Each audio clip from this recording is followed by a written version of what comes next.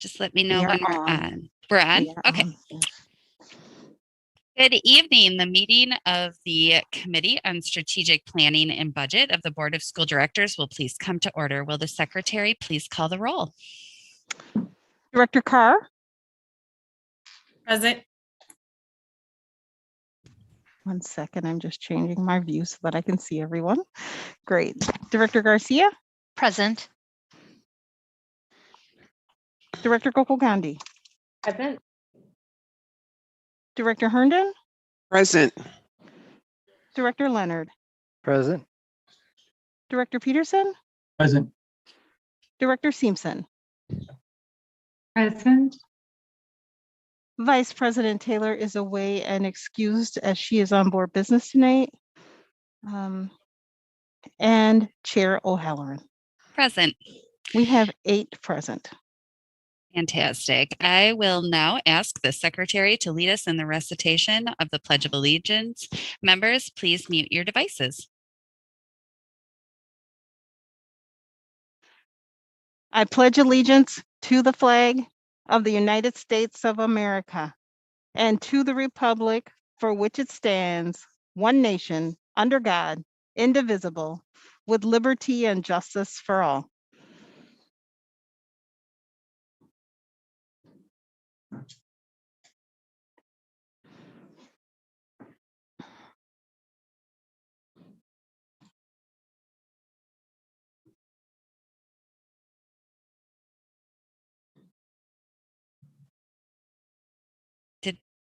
Was I muted just then?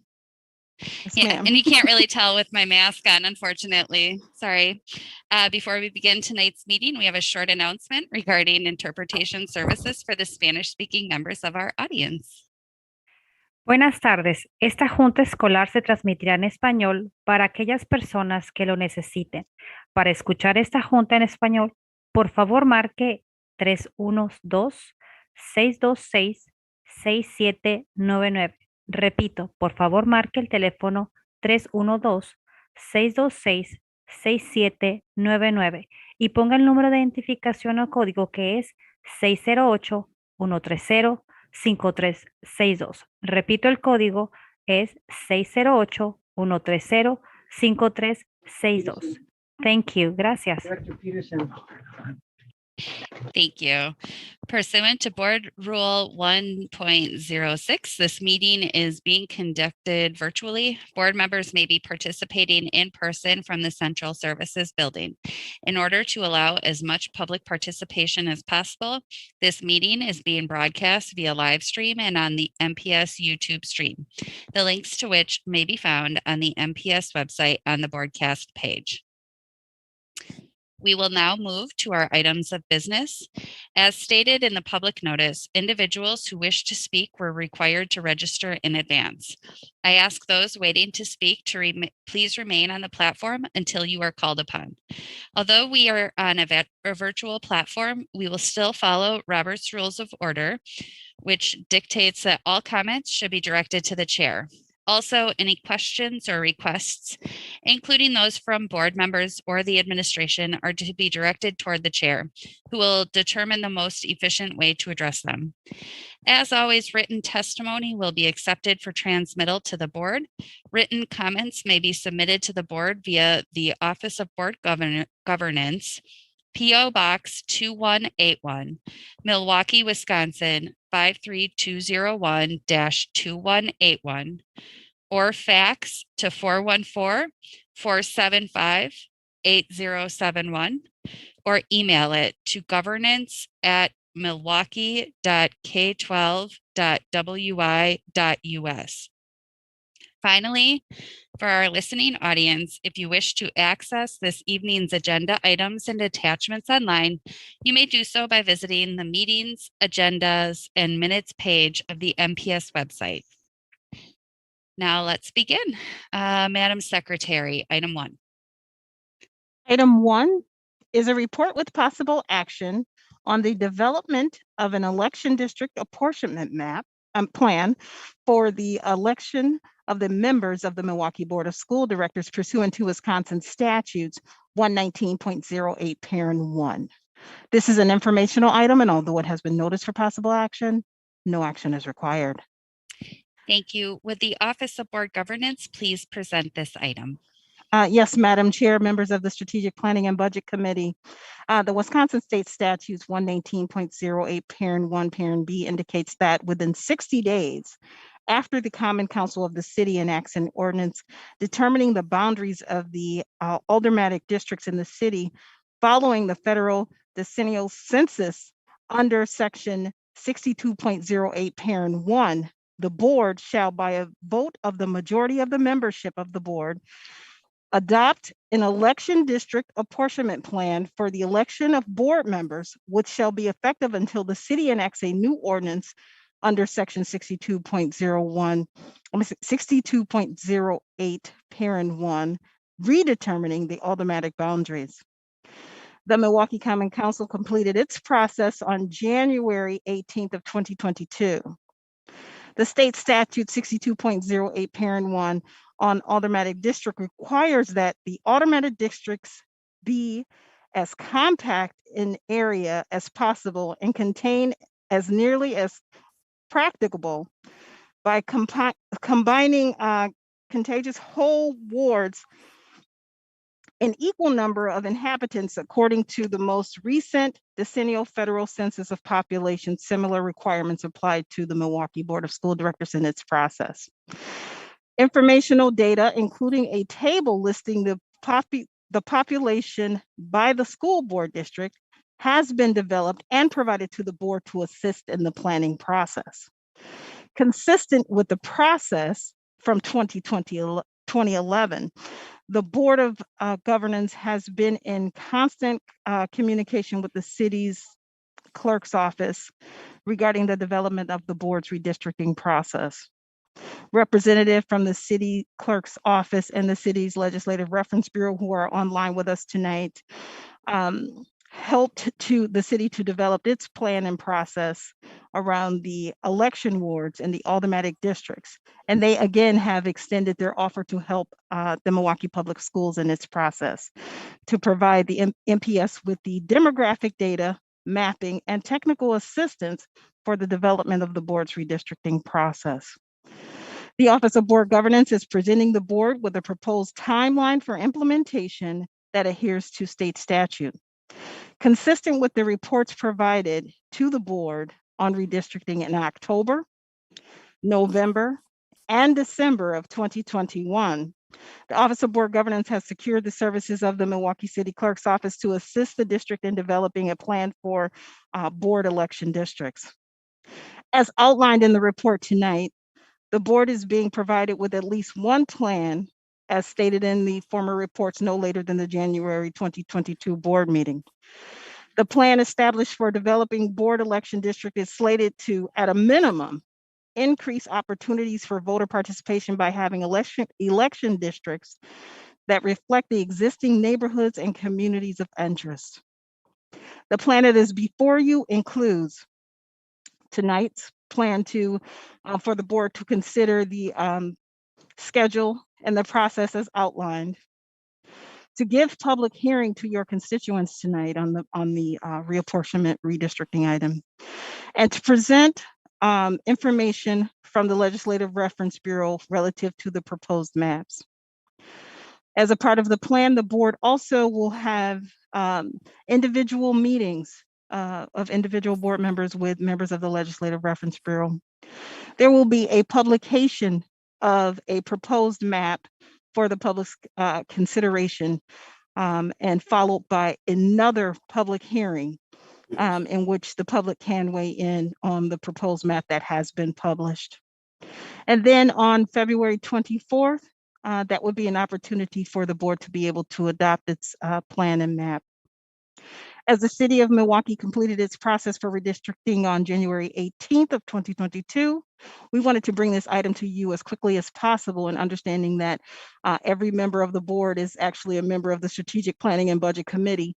We wanted to get this item to you as soon as possible and to be able to publicly display the map that has been proposed. And so this item is before you, and we have members of the Legislative Reference Bureau with us tonight to be able to answer board members' questions specific to the maps and the data received on the population information. And the Office of Board Governance can assist in answering any questions that you might have on this item. Thank you, Dr. Mann. Oh, would you like me to make introductions at this time, or do we?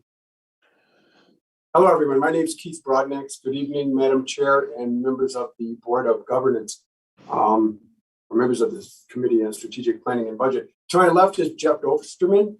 He's one of the supervisors at the Legislative Reference Bureau. And to my right is Luke Knapp, who actually was in the process of drafting the reapportionment plan that's before you.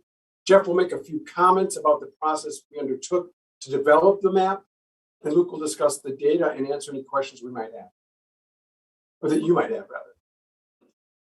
Okay, thank you. Good evening.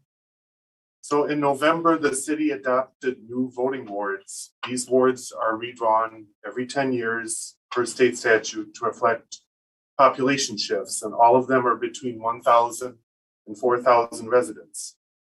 We also had to cut up several dozen wards due to the county supervisory district plan. So in the end, about 2/3 of the city's election boards were redrawn.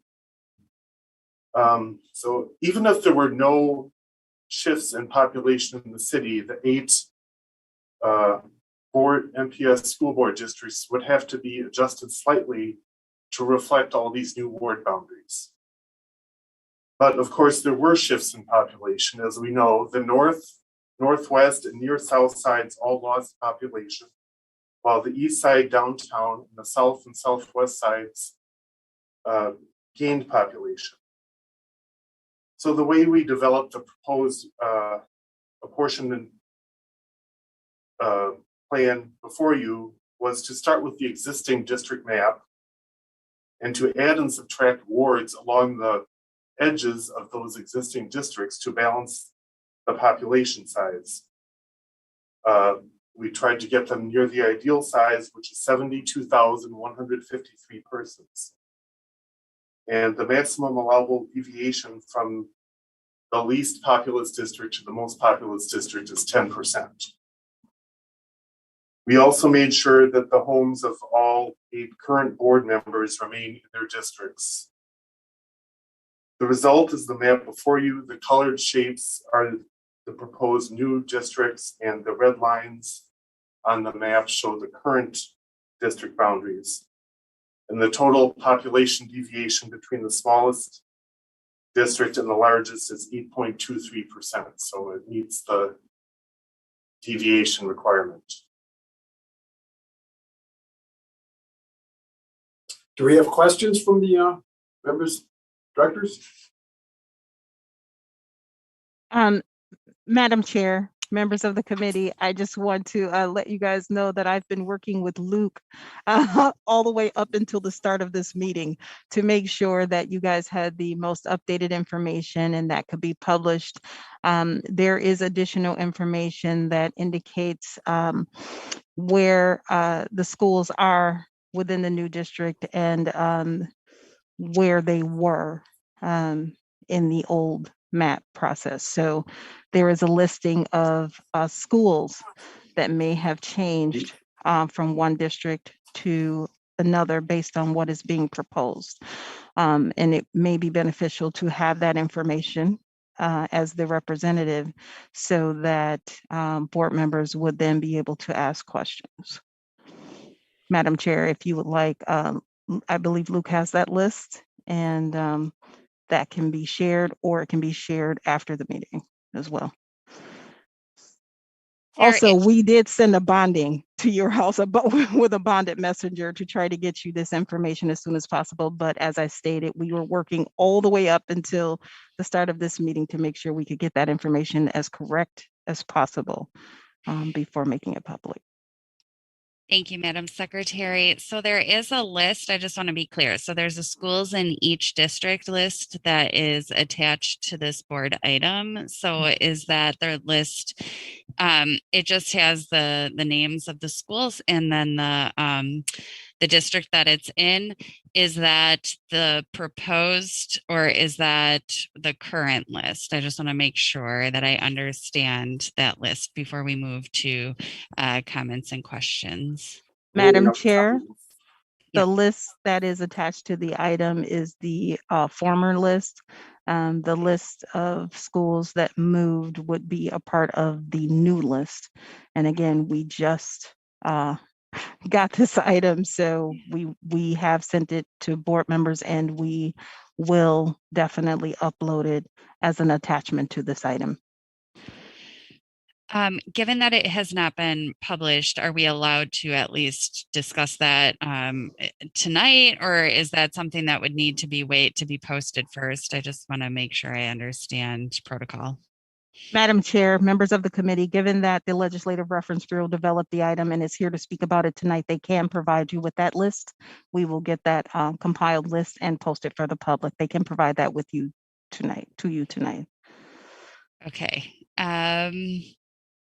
If it would not be too cumbersome, can you at least, with the Legislative Reference Bureau, would you be able to at least identify which schools might be changing districts?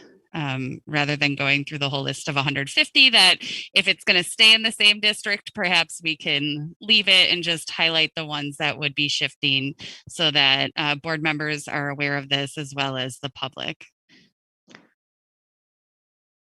And Madam Chair, members of the committee, remember this is proposed, so board members will have a chance to meet with the Legislative Reference Bureau and talk about this. I appreciate that. Thank you for that reminder. Thank you. Yes. Madam Chair, may I interject a question? Keith Broadnex, Legislative Reference Bureau. Just so we're on the same page, I believe that Luke has provided the information to the board, and that document actually shows the school, the previous district, and the new proposed district. As long as that's clear, the document should be self-explanatory. Did you want us to go through them? Madam Chair, members of the board, that information has been provided to the Office of Board Governance. We can share that information with board members so that you have it in writing, and we can post it to this item immediately following this meeting. Okay, thank you. So it seems as though this list has been provided and every effort has been made to be provided to the directors prior to the meeting. Unfortunately, people like myself may not have received it for personal reasons, attending to family matters directly before this meeting. So I have not actually seen it at this point. So I apologize if there's any confusion. If anybody would be able to identify which schools would be proposed to change, that would be helpful. So whether that's Legislative Reference Bureau or Office of Board Governance, that would be really helpful for board members, I think, to help direct questions accordingly. Yeah, we have that information available right in front of us, so we can go through them. It's 16 schools, I think you said, Jeff, right, that have changed which district they're now in. So just starting with what I have here on my list, Browning Elementary School was formerly in the 3rd district and is now in the 2nd. Hampton Elementary was in the 3rd and is now in the 2nd. Andrew S. Douglas Middle School was in the 4th and is now in the 3rd. Our Avenue Elementary was in the 4th and now in the 3rd. Keefe Avenue Elementary was the 4th and now in the 3rd.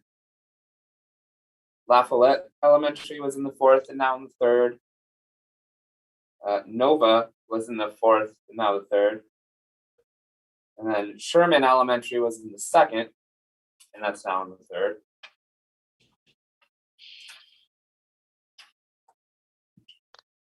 And then Milwaukee Youth Education Center was in the 5th and is now in the 4th. Project Stay was in the 5th and is now in the 4th. And Wisconsin Conservatory of Lifelong Learning was in the 7th and is now in the 4th. Alliance School of Milwaukee was in the 4th and is now in the 5th. Elm Creative Arts Elementary was in the 4th and is now in the 5th. Roosevelt Middle School was in the 4th and is now in the 5th. And just 2 more. La Casa Charter School was in the 8th and is now in the 6th. And Riley Dual Language Montessori was in the 8th and is now in the 6th.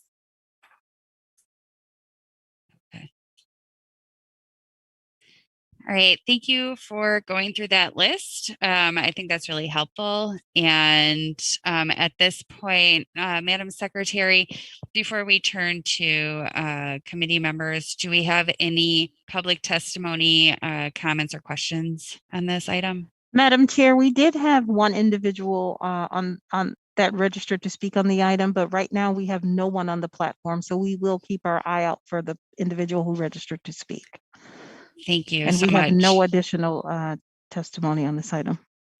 Okay, given that, I'm going to turn it over to the committee for comments and questions. I saw Director Taylor, then Garcia, then Gokul Gandhi. Director Taylor, would you like to start us off? Yeah, thank you, Madam Chair, and also that I am currently here. So if I go out, it's not my fault, it's technology of where I'm at. I know given they said they had to cross the lines and kind of go off the city and the counties, but it seems like most of the changes were made drastically to District 3. And so given, you know, the lines and the changes, can there be more detail, even if I can't get it tonight, of how they looked at those lines in those other schools and some of the many changes that are coming to that district? I might be able to respond, Madam Chair, and to you, Director Taylor. We did not look at where the schools were and try to alter their location or the districts based upon the location of the schools. The first task is to average the population according to the law, that each of the districts have the same population or as close to the same population as possible. And once that's done, then you look and see where everything is. So it's not the other way around. Does that Okay. clarify anything? Director Taylor, would you like more clarity around beyond just the reapportionment based on population? Oh, okay. I have several questions. I'll just wait for everybody else, and maybe because this is just new to us tonight as we begin to work through it. And I get what they're saying, that it was based on population, but it seemed like the shift of the lines went back eastward, northeast, if I'm remembering right from the schools that they just named, versus where we at, and then the additional schools. And so if we're talking about population, it seemed like it took on more of a population because it didn't seem to lose many schools. If I was hearing it right, it was like maybe 1 or 2, but it added several more schools. So that's why, or school areas, not schools. Let me say school areas, but to adding more schools mean the areas around the schools are actually in the district. So that's what seemed like more. But that can be more of a question as we continue to work through this. But yeah, it still wasn't answered clearly to me. And I know this is just coming through tonight, but that's kind of some of what I'm looking at. Okay. We can move to other questions and circle back. And certainly, I believe Dr. Mann had indicated that there will be chances for us all individually to meet with Legislative Reference Bureau. So if questions aren't answered tonight, we should have some more opportunities, but I will definitely circle back. So and thank them for the work that they done. Thank you, Madam Chair. Yep. And thank you for joining in. All right, Director Garcia. Thank you, Madam Chair.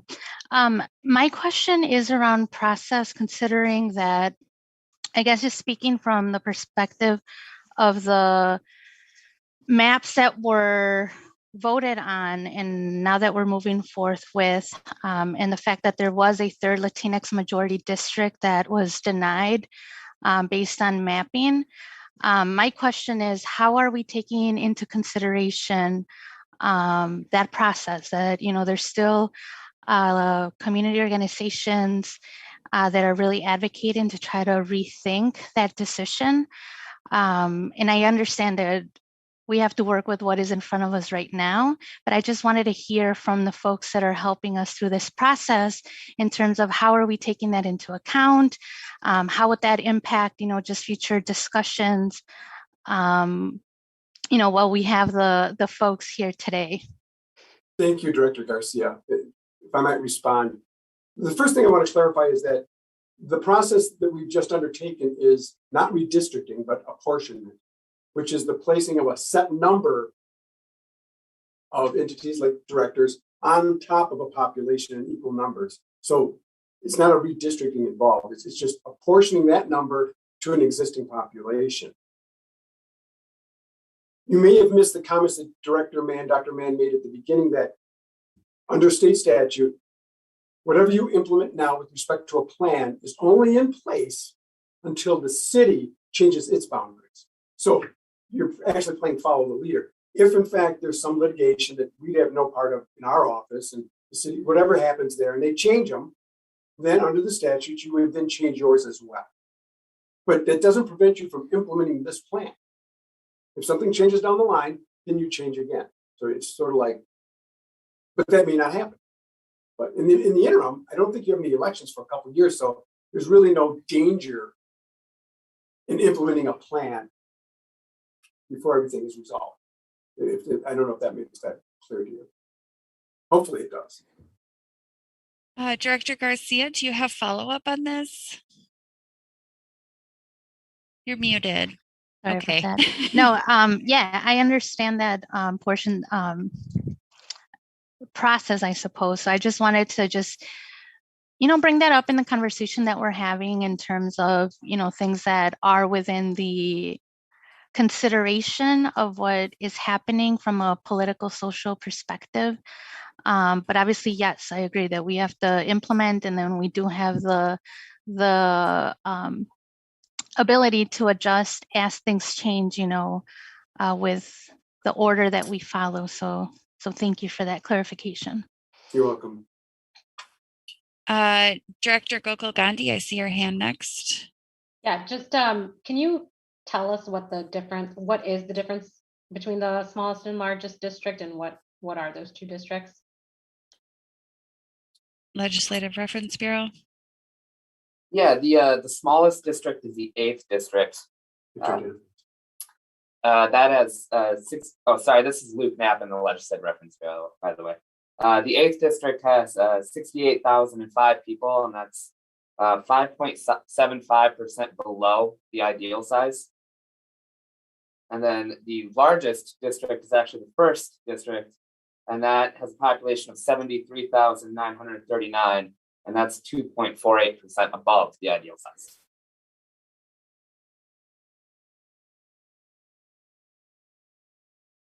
Director Gokul Gandhi, do you have follow-up on that?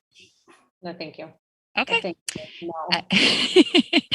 I see Director Herndon's hand. Thank you, Madam Chair.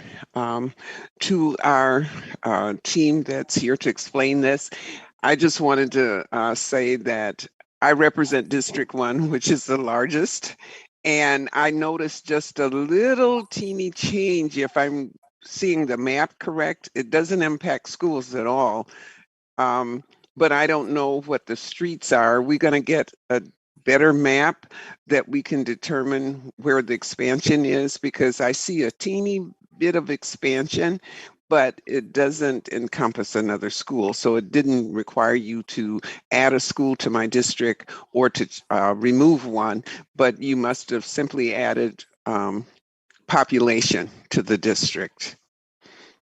Madam Chair, Yes.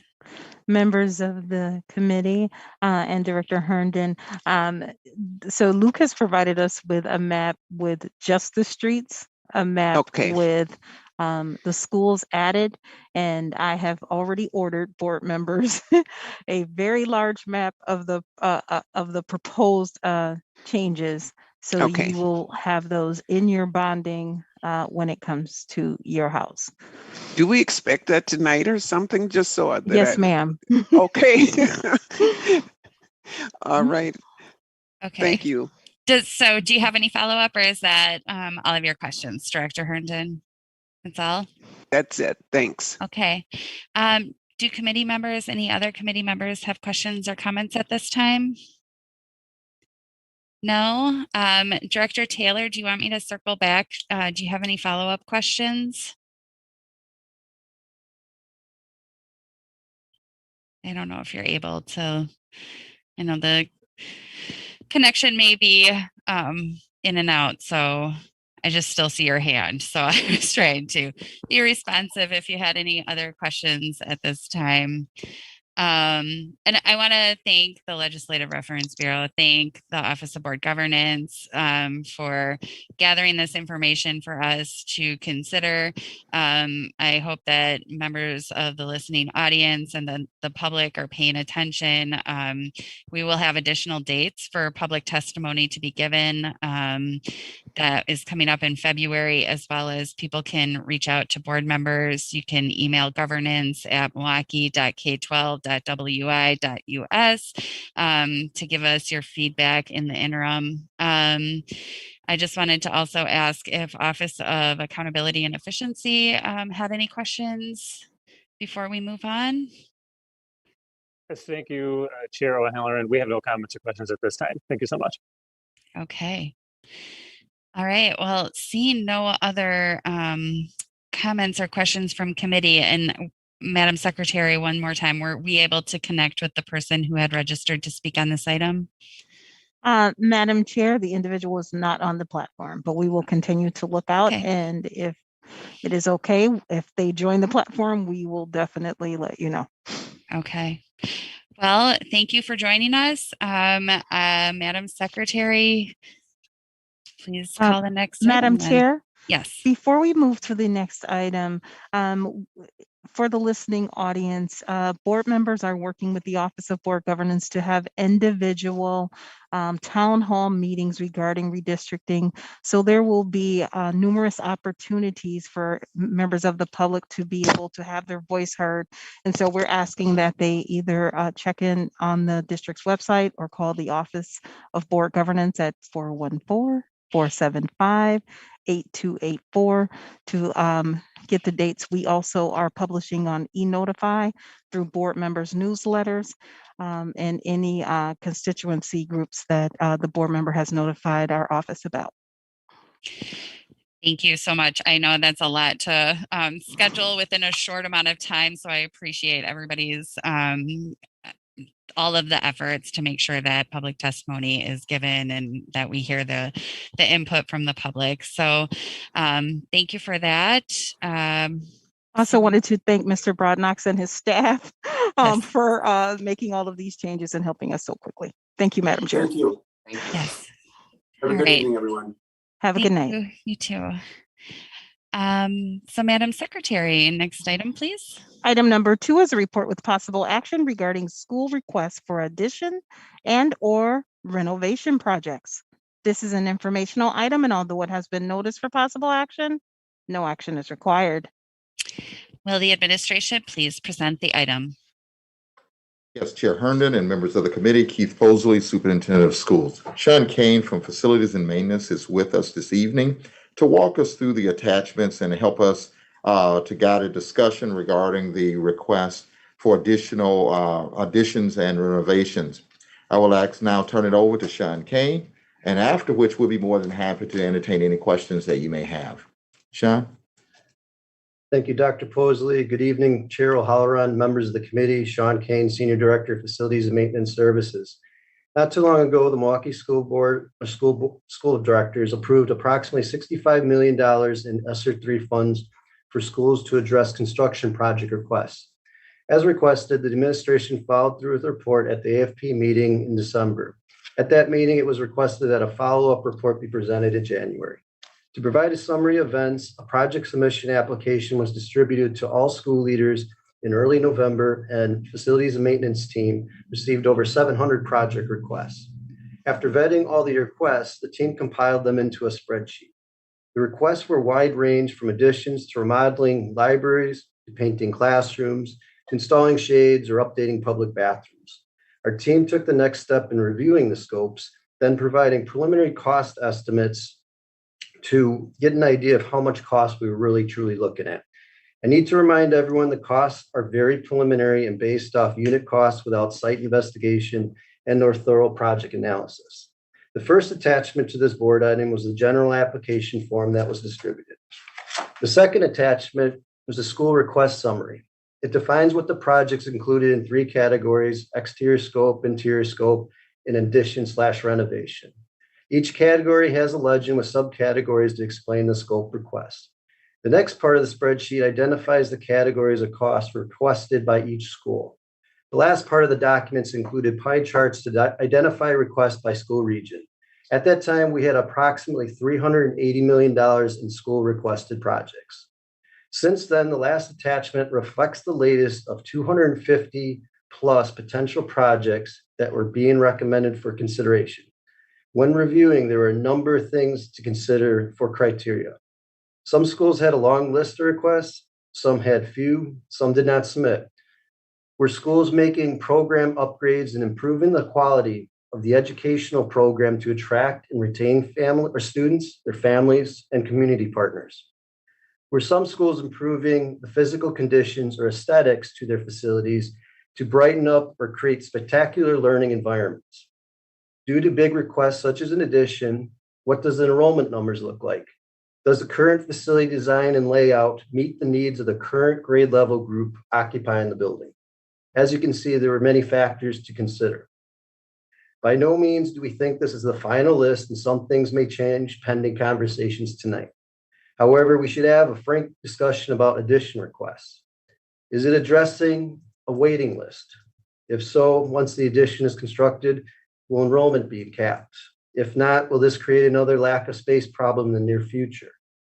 In the long term, if you add square footage to buildings, it requires additional operations budgeting for maintenance and labor costs needed by tradespersons through positions, along with deferred maintenance program.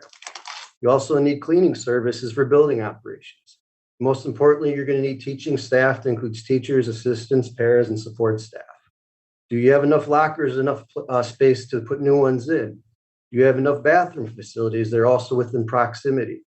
If you add more students or occupants to assembly spaces such as libraries, gymnasiums, auditoriums, or cafeterias, are they big enough, or are you already exceeding the capacity? You may need to schedule additional lunch eating intervals to address higher enrollment with some students eating at 10 in the morning and 1 in the afternoon. Lastly, construction of additions are not cheap in today's bidding environment. These are the things to consider when you look at the addition requests.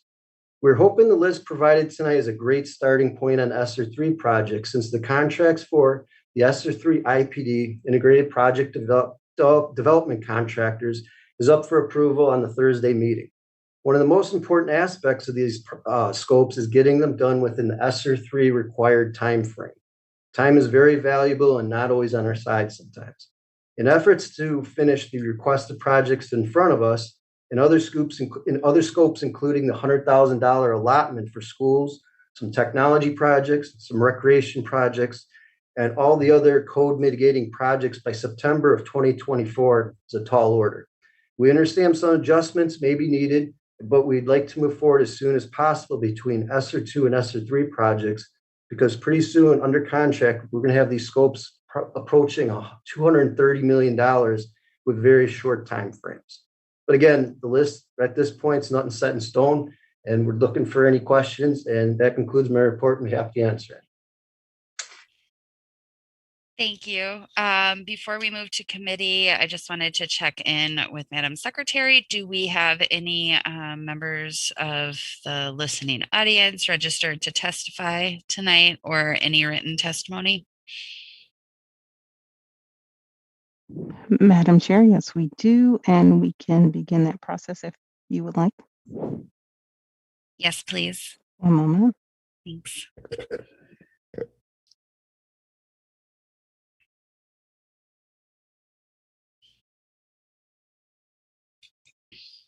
Good evening. Can you hear me okay? My name is Mary Grogan, Grogan. I'm a school counselor at Reagan High School. I hope you all had an opportunity to read my written testimony full of compliments submitted yesterday by email. I'm following up my written testimony with a public comment on agenda item 2 for emphasis. I want to emphasize the obvious. No one should attend high school in a building designed for middle schoolers. Please take a mindful moment, close your eyes, and remember your middle school, your junior high school. Now imagine going to high school in those middle school classrooms and attending a high school basketball game in your middle school gym. That's what 359 freshmen, 331 sophomores, 312 juniors, and 325 seniors are doing at Reagan High School, formerly known as Christopher Latham Shoals Junior High, a building that was built for 854 middle school bodies, now bursting at the seams with 1,327 high school students. Please vote yes on the $9.9 million proposal to add enough square footage to finally turn Shoals Middle School into Reagan High School. Thank you. Thank you. Madam Chair, that was the last speaker we have on the platform, and the board members have received written testimony on this item. Okay. Thank you so much. I'll turn it over to committee members now. I see Director Leonard, then Director Gokul Gandhi, and then Director Simpson.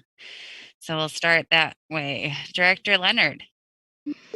And I won't use every second. I may have to come back on a couple of questions, but the one question I have really to start with is for the use of those funds. It is to have a plan in place by what due date? Administration.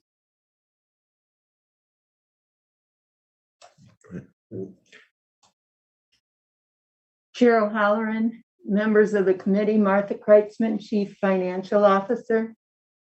We want a plan in place as soon as possible so we can start. One of the things we have to do with construction funding through ESSER is also be approved by the Department of Public Instruction. So the sooner we know the details of the plan, the sooner we can get that approval.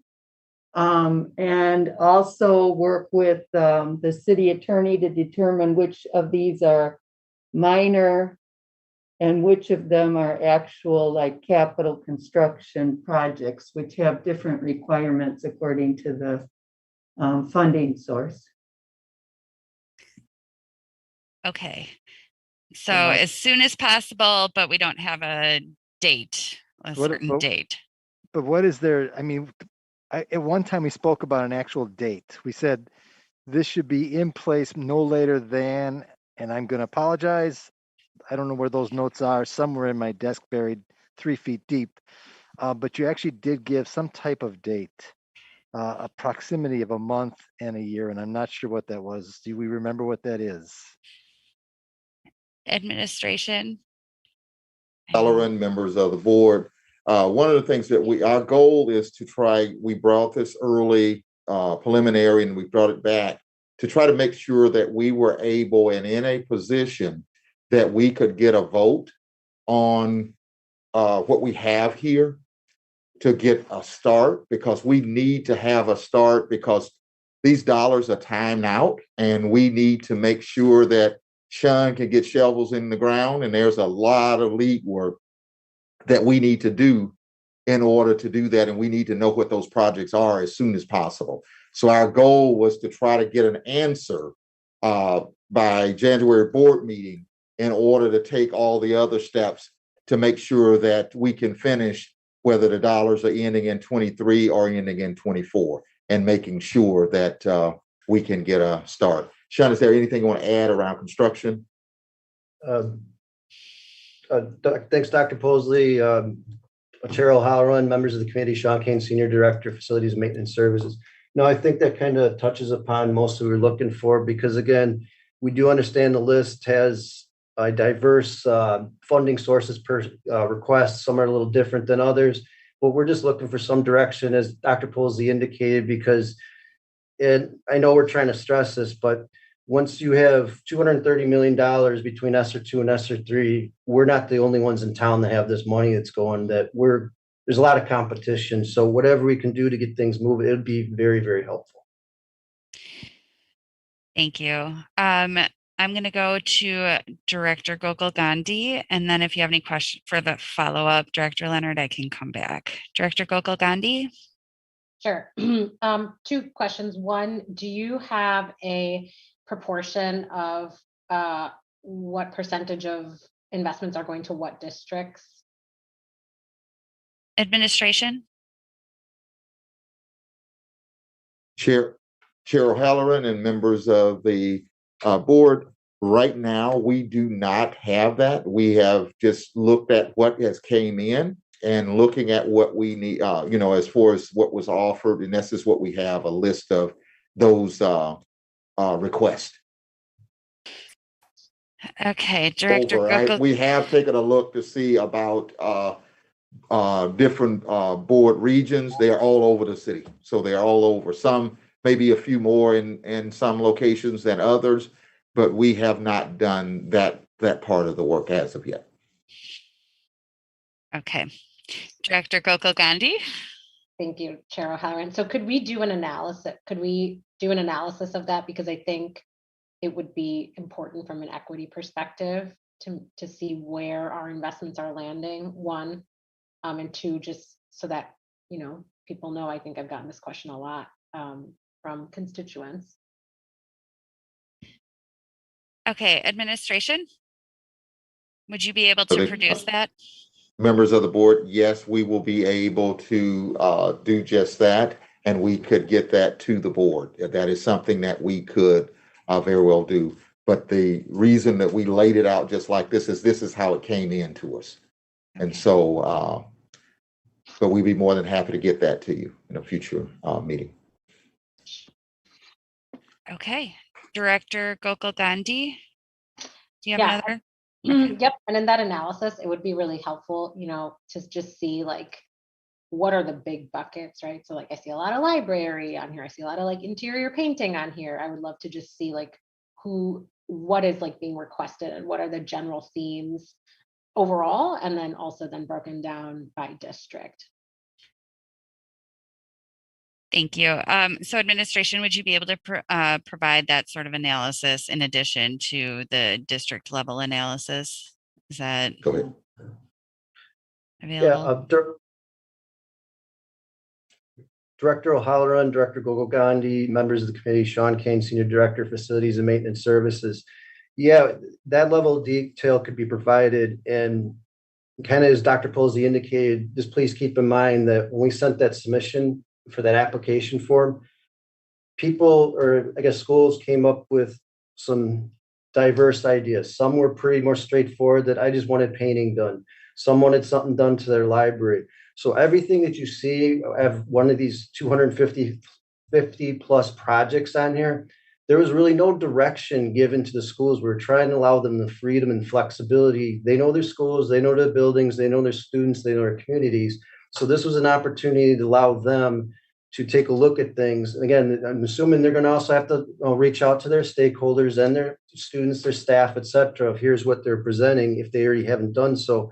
But a lot of the stuff here, we had to take a look at what was a reasonable project where, and I shouldn't say it, but it's what can we really get done? Because there are some items that, there was massive additions that were requested, but then there were some projects that made sense that from an equity standpoint, we did take a look at just the condition of buildings. I mean, some buildings really needed a fresh makeover with paint, which we thought was very suitable.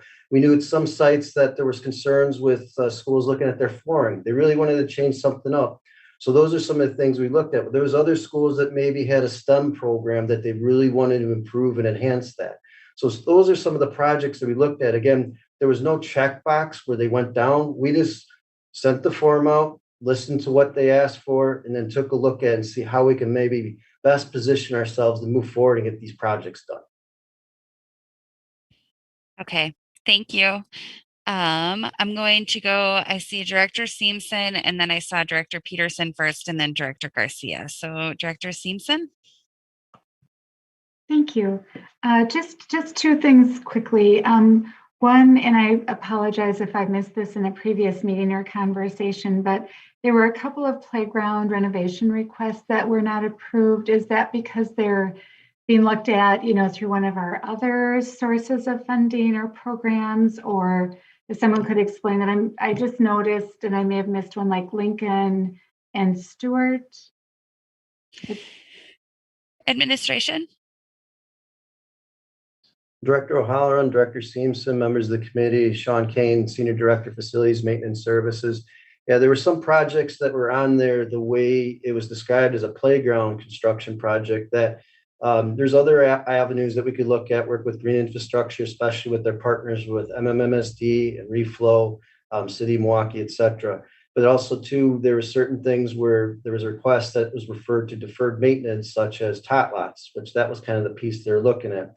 There's some items too that keep in mind that the schools are getting a $100,000 allotment, that if they want to use those type items towards that, we were trying to look at projects that really is going to attract and retain families, students, and community members with those type of projects. So those are things we're trying to take a look at. What's going to build the program? What's going to enhance the school? And not to say that playground reconstruction project cannot do that. However, those other sort of funds, could be looked to use something as that as well. We did have other schools, for instance, all they asked for was air conditioning throughout the building. And I could think one in particular, that's $17 million. And those are the items where we looked at that feature. If the schools wanted to pursue that, they could allocate, their funds off to the side, working through that. And again, the other big topic, another item had to do with additions. We took a look at what size, the amount, enrollment numbers, et cetera. So it's not like we winged this. I mean, we really tried taking a close look and try to take the best deep dive we could and trying to look forward, moving forward projects.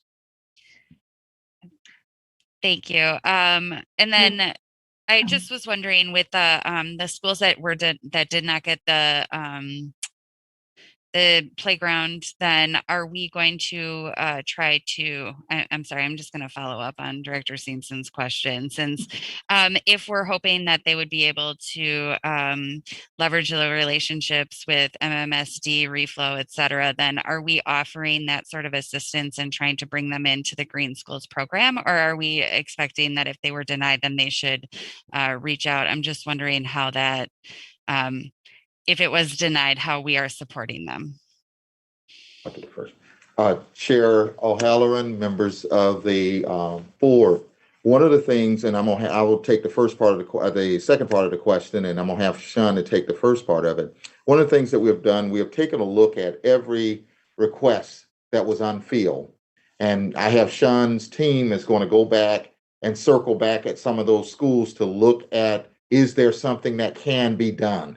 We may not be able to provide that addition or the AC or whatever the situation, but is there something that we can help out with? And this is what we're going to go and look at that and try to make sure that something is offered to those locations if there's any way possible that we can do something. Sean with the tot lots. And Chair O'Halloran, members of the committee, Sean Kane, Senior Director, Facilities Maintenance Services. Yeah, our partners that we've been working with, MMSD, City of Milwaukee, Reflow, Fun Flake, Michigan, and I apologize, there's great partners, the ones besides who I'm listing there, that we typically work with 5 schools every year that we're able to keep moving on this effort. And it's an ongoing effort, which we're doing, I think, a very good job on.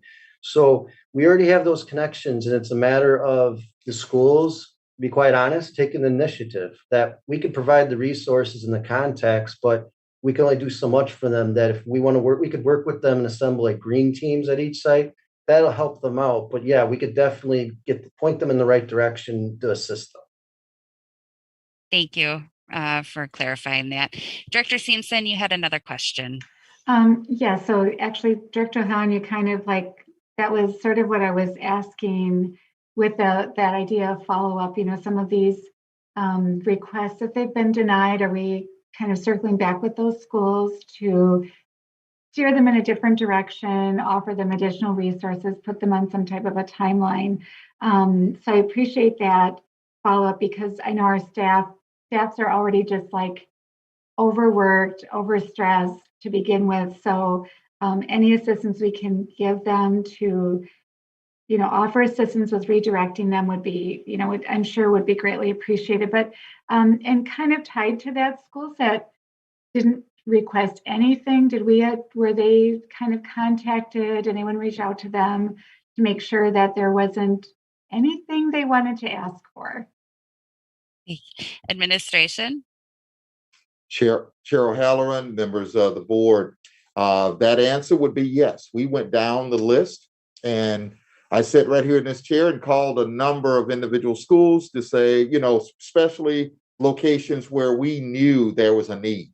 And we called various leaders to ask, why they did not submit their request, and we worked through that with them. And so we were able to pick up requests that way. So we feel real good about schools that are not represented here that we have called out and reached out to. So that has been done. Thank you. Okay. I see, so in my list, I have Directors Peterson, then Garcia, then I see Director Herndon. So Director Peterson. Thank you. I just wanted to mention a couple of things. One is I was involved with a couple of the conversations with Sean and with Dr. Posley, and I did hear Dr. Posley on the phone talking to the principals saying, "Hey, don't you want something?" And some people some schools now have something on the list because of that outreach that he made. I also want to just call out a couple of projects that are on the list that I especially think are positive. One is the one at Goodrich, which is for 14 classrooms in unfinished basement. It's Goodrich is the northernmost school in this public school in the city, elementary, and it's really overflowing, and it has a lot of potential to, even though there's a lot of competition with voucher and charter schools in the area, to attract a lot of students, and looking forward to that. It's a school that is posed physically to have an addition. There were sort of empty spaces in the basement that are going to make it easier, or at least less expensive than if a whole addition was added. The other one is Vincent High School. There's going to be a major addition built for, not an addition, building built for the animals. And that program is growing, and it's exciting that they're getting some support. So just leave it at that. Last thing I'll say is I am very aware of what both Dr. Posley and Sean has said about the need for us to move on this. And, we worked together to schedule this meeting prior to the board meeting so that we could take action on Thursday. And so we can get all the things going. There's a lot of people who have to approve our projects before we can start. And then we put out RFPs, and everybody's going to want the project done first. So it's like, I really encourage us to think, one is I plan on making a motion to move this to the board. But obviously, if people have concerns or want to add or subtract, that's something that members can do as well. So thank you. Thank you, Director Peterson. Director Garcia. Thank you. Yeah, so most of my questions were answered by the questions previously posed. But I guess my question is if administration can just give a basic overview in regard to the major renovations, new schools specifically, just so that we can bring some attention to, just the way that we're approaching this is an opportunity to really increase our competitiveness, specifically in sites of town where, newer buildings are popping up and, parents really want state-of-the-art facilities, for their students. I mean, who doesn't? But maybe we can just highlight that in our conversation today, just so that our listening audience can see that we're also contemplating, that aspect. And I just also want to just really send my appreciation for the process of making sure that, all of our schools were polled and their considerations really up to them as to what the possibilities were. And I think that a new school is just one of those like big things that if only we could ever, but here we are having these conversations, which I think is really awesome to be having. Thank you, Director Garcia. I think that is fantastic because I am very excited about all of these projects. Administration, can you maybe highlight a couple that, really we want to shout out and share the joy? Chair O'Halloran and members of the board, I will start by shouting out 4 of them, and then I'll turn it over to Sean. He has some that he wants to share as well. Started on the far west side of the city at Reagan High School, a multi-purpose center there, along with 4 science labs, because there needs to be labs there. There was the caller that just talked about having a high school in a middle school building. And that was one of the filters that we used to look at those kinds of things. This will give that opportunity, a real high school experience, and also to increase those lab space that's very well needed, with over 1,300 students there. So we're excited about that.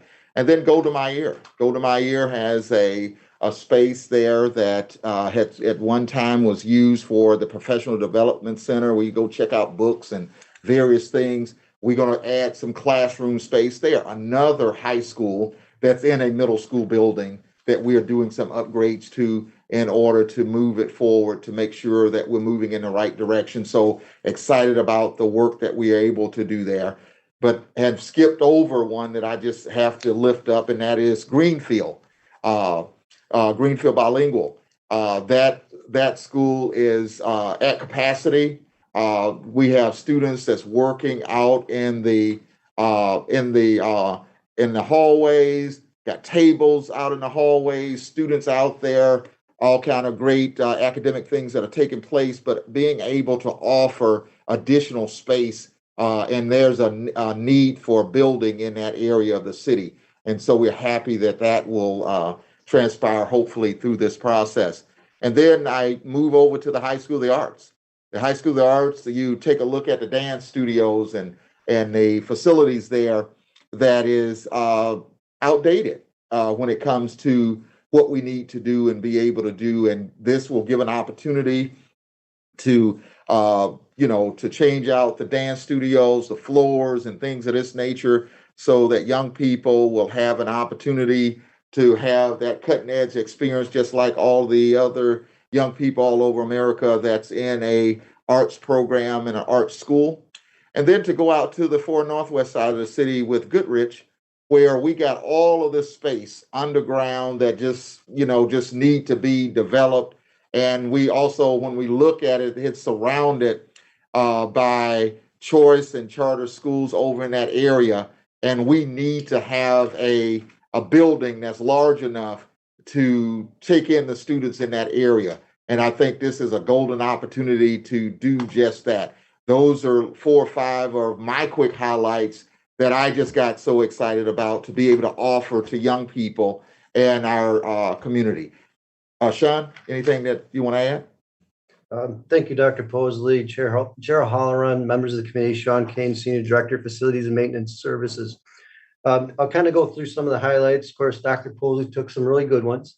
The one thing is that we got to look at as well, I just want to say that all these projects that are listed on here, granted, some might be smaller, very good projects. Some, are a little bit bigger, but just so everyone knows that we've also tried working from an equity standpoint, knowing that we have ESSER 2 projects that we're maybe trying to address maybe some window issues at another site that's probably not getting the same attention as the ESSER 3 piece.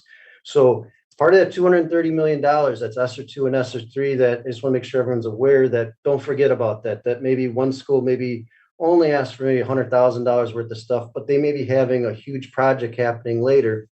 I mean, for instance, we have some energy conservation projects. We're replacing all the lighting and ceilings over in the corridors over at Riverside. Those are the type of projects that too we need to take in consideration that, there's great things happening other sites, but not be tied necessarily to the ESSER 3 funds. But now I'll try to one up over here. But we do have like Elba, for instance, that on the southwest side, they want to renovate some spaces to get some more special ed programs and expand their space. Another interesting one we saw was Clement Avenue. They wanted to embrace a lighting project in their building. Again, from a facility standpoint, it's really great because it not only enhances and brightens the lighting in the spaces, but also energy costs, utility costs that helps reduce things. Suela View, they're looking to do a new art and maker space to kind of expand the program they have up on the attic area. Fratney, they're looking to expand their K-4 program with base room classroom renovations and addressing the toilets down there. Garland, there's another one they wanted to do lighting. Goodrich and Goldenmeyer, we touched upon those. Greenfield as well. Another project we had was Morgandale. They wanted another interior lighting. And another one we also had was River West. Another one that was kind of unique. I know we saw playground reconstruction. However, one that needs attention, we're trying to figure out big picture wise, is Rogers Street Academy. They're landlocked. We're trying to figure out a way to get them like some playground space, not reconstruct one, but find a way that we're able to do that. And then also Washington Track and Field that we do have working with other partners trying to get that upgrade. So overall, there's some great projects. And again, not to say the ones that aren't really big ticket items aren't, but those are some of the highlights. Thank you. I just want to shout out the Bayview Culinary Arts Program. Mr. Gaddis, like every time I talk to him, that's one thing he says, like we really need a professional grade kitchen. So I'm really excited about that. It kind of flies under the radar, but I'm super excited about that. Director Garcia, did that conclude your questions or would you like any follow-up? No, that's good, but maybe just a suggestion for the analysis, listing if there's any projects because I think Mr. Sean brought up a good point in terms of schools that have dipped into ESSER 2 funding, just so that we can have that taken into account when we're looking at like the whole district as a whole. Administration, please incorporate that analysis if possible into your analysis as well. And then, so I see Director Herndon, then I'm going to go back around. So Director Leonard still had his hand up and then Gokul Gandhi. So Director Herndon. Thank you very much, Madam Chair. I want to compliment the administrators of all of the schools that submitted these needs, because when I went through the list, what I saw was a lot of thoughtfulness in their request for their buildings. It was like I didn't really see where anyone was really going overboard. I know some of my thunder was taken on Goodrich because this had been being discussed for several years now because the need was simply that great. But we didn't have the funding. So when I saw that it was on there, I says, yay, no, they didn't forget about it, because everything that Dr. Posley has said about Goodrich was right there. They have been bursting at the seams, and it's one of the newer buildings. So I'm just overjoyed and want to say thank you. On the other hand, in terms of the playgrounds, the refill project was mentioned, and I just want to point out that that is about a 4 or 5 year process. And I have several schools in my district that are at different stages going through that program. And it does take a lot of internal work to do that. But what I would like to see in the case of Stewart is if we could give them something, maybe a tot lot or something, until we get the additional funding for a full restoration or new playground, because all of these schools are in need, and the reflow projects they're just fantastic, and it's a super job, but it does take 4 to 5 years to get through from start to finish. So for Stuart, if there's any money laying around somewhere that we can give them something, because they desperately need it as well. But if we could get in there before that without having to endure 4 or 5 years to get something there, because it's a small school buried in a residential area and the potential is there, but they have a lot of competition. So the idea of putting a little something out there in the playground would really be beneficial. Thank you. Thank you, Director Herndon. Administration, do you have any feedback on that request?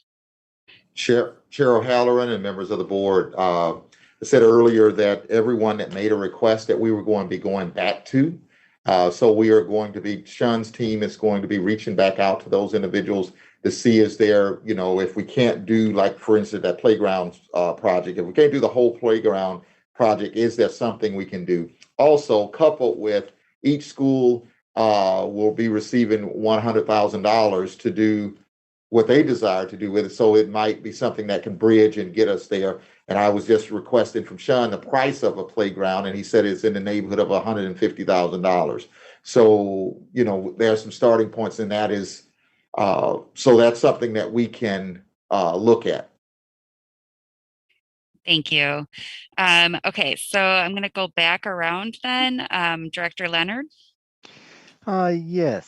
So I had mixed feelings on this, obviously, but I've already called Dr. Posley and talked to Mr. Kane. I was really hoping that we would be able to do more larger expansion projects.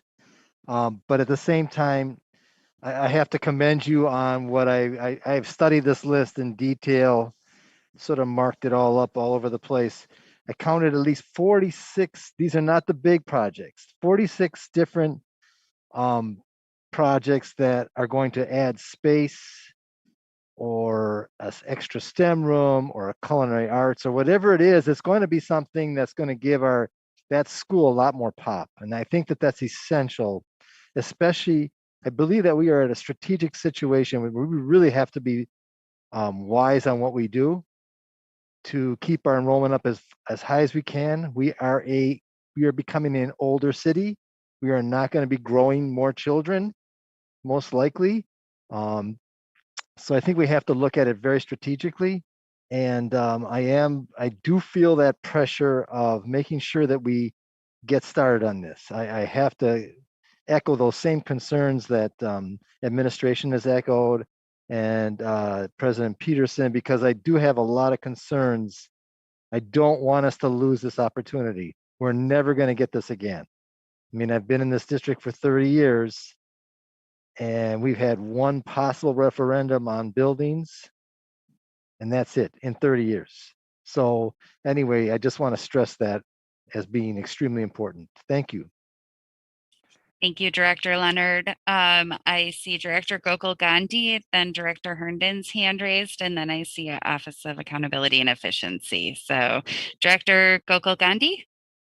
Yes, I also want to thank administration for moving quickly on this. And wow, isn't it so cool what we can do when we fund our public schools? But also, I think we need to really take advantage of this from a communications perspective too. Like, I would love if you guys could put together like a sassy infographic or something, because like through this whole process, people are like, oh, MPS has all this money and how are they going to spend it? Blah, blah, blah, blah, blah. Well, like, here, look, like, we are giving our schools money for renovations that they have been waiting for decades. And so the public needs to know that this money is being spent with fidelity and being used for direct student enrichment. And so I think that we should not waste this opportunity to tell our community, like, look at, like, this is what we can do when you give our children what they deserve.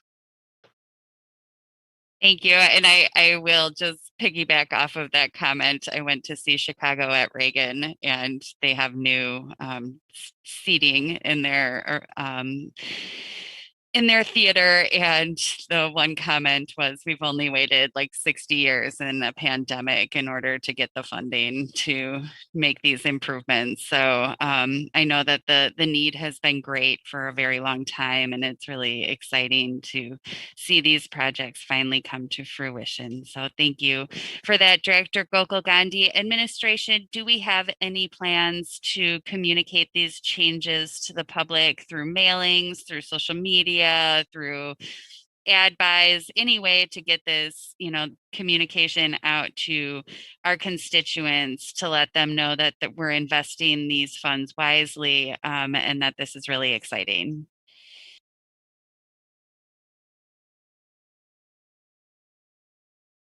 Chair O'Halloran, members of the board, yes, as soon as we get an approval from the board, we can go forward with media sharing our plans of what we plan to do. However, the only cautious that I have is that we have to send this to DPI, to get approval as well. But we can talk about what our plans were and see where we go with it. But absolutely, we are going to have a media blitz on this right after approval.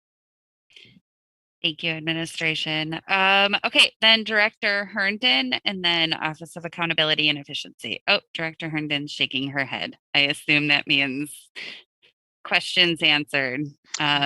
Correct. I accidentally left my hand up. Okay.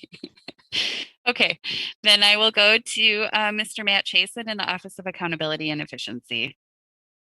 Yes, thank you, Chair O'Halloran. Matt Chasen, Office of Accountability and Efficiency. I'm going to piggyback something that Director Leonard said, and that is the data point that between fiscal year 19 and fiscal year 22, the current year, the total student enrollment in MPS declined 7,000. And to put that in perspective, the district currently only has 3,000 middle school students enrolled. And I say that not to discourage or dissuade any particular capital investment, but only to stress the need to be as strategic as possible in this declining enrollment space that we find ourselves. Thank you. Thank you for that data point for consideration. Director Peterson, I also see your hand raised. Yes, I would like to make a motion if that's okay with the chair. Have at it. I move that we forward this proposal to the full board with encouragement of voting for it. That is to say, to approval. And move approval of this obviously has to be voted on at the full board. Thank you, Director Peterson. Do we have any more comments or questions? Seeing none, Madam Secretary, please call the roll. Madam Chair, members of the committee, procedurally, the report goes to the full board. And if you would like to take action at the full board, you would pull the report. It's my understanding that the administration will also be bringing back some information that Director Gokul Gandhi requested on this matter. And so my question is for President Peterson, before receiving that information and understanding that a motion to move this to the full board, to approve this at the committee level, and then the board take action, approves everything that is in here in the item. Correct. Is that the intent? Correct. And I also know that at the full board meeting, if people still want to make an amendment, that is possible. So, Madam Chair, members of the committee, and President Peterson, is the request to move the list of school request for addition and renovations project, move approval of all of those that are listed in the attachments to this item? Correct. So noted.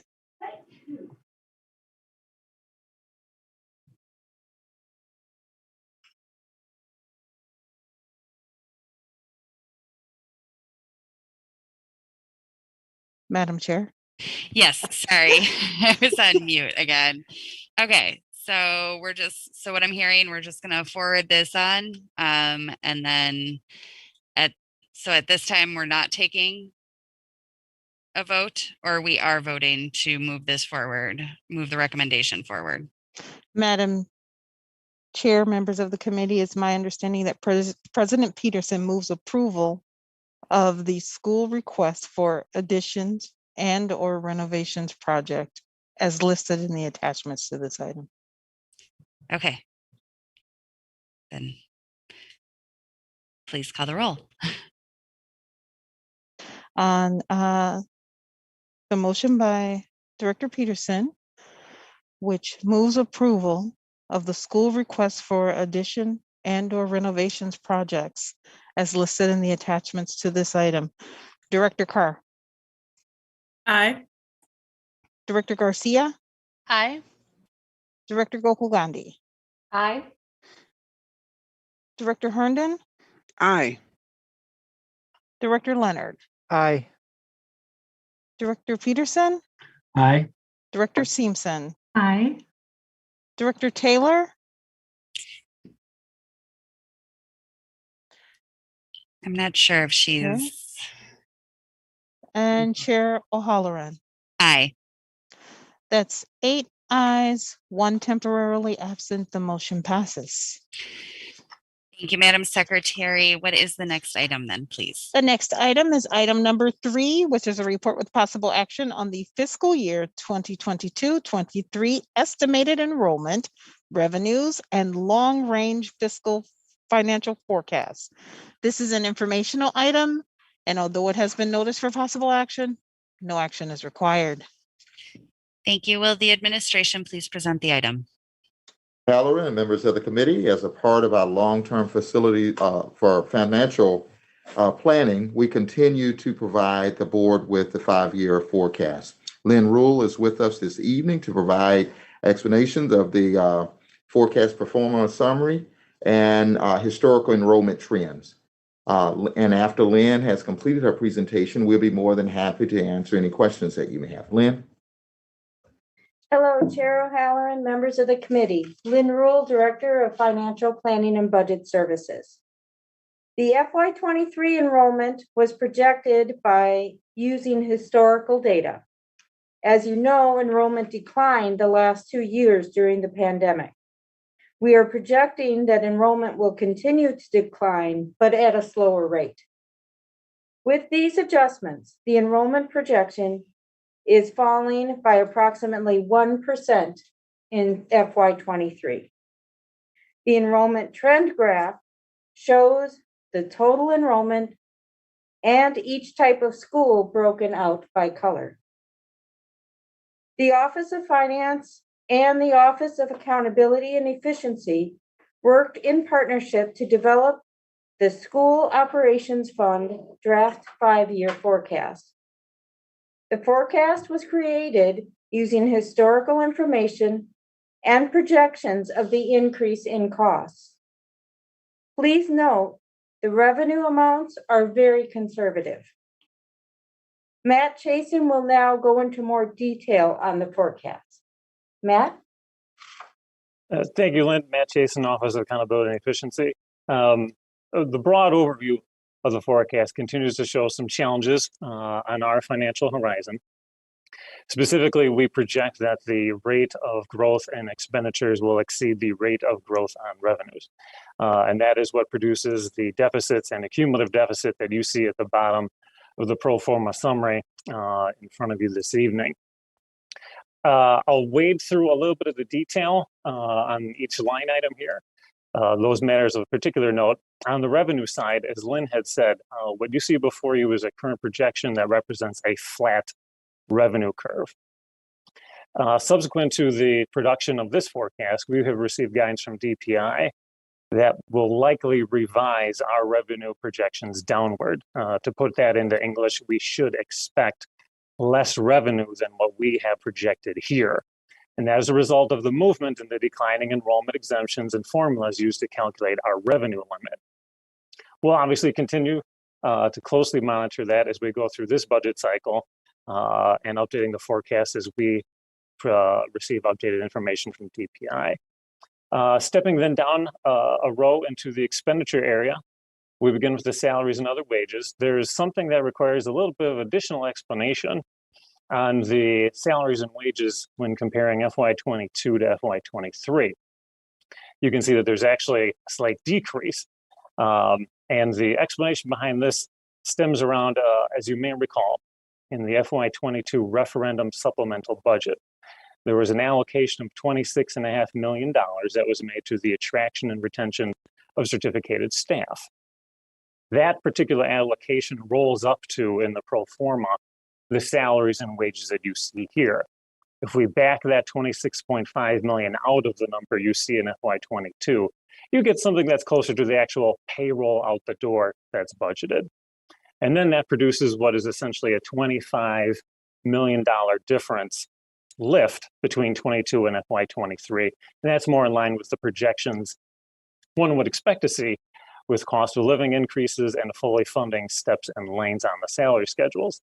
In fact, in every future year, we fully fund in our projections steps and lanes and cost of living increases under CPI. Moving down an additional line then to the benefits area, we work with a benefit actuary to help us with these projections. The benefit calculation involves a look-back period of 24 months to help us project the going forward on the claims and medical experience of the district as a self-insured entity. The actuary has excluded, and I want to be transparent, the months of March, April, May, and June of 2020. And that is a result of the hunkering down that took place globally and the very non-representative claims experience that took place in that period. So that has been excluded from the analysis that you see here this evening.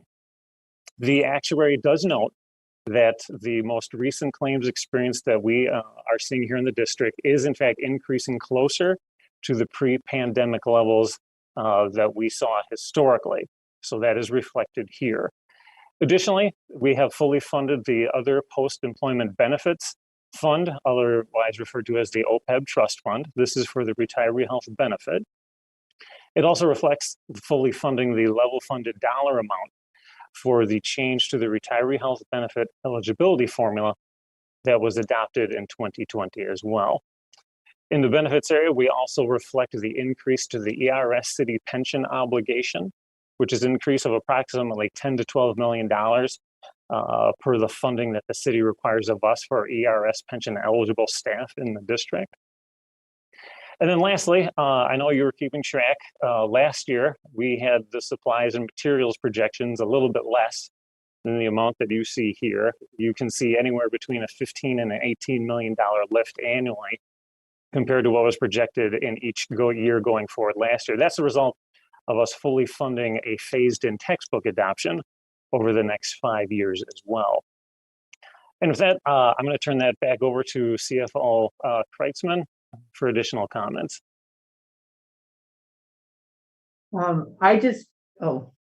Chair O'Halloran, members of the committee, Martha Kreitzman, Chief Financial Officer. I just want to thank the Office of Accountability and Efficiency for all their work helping with this projection.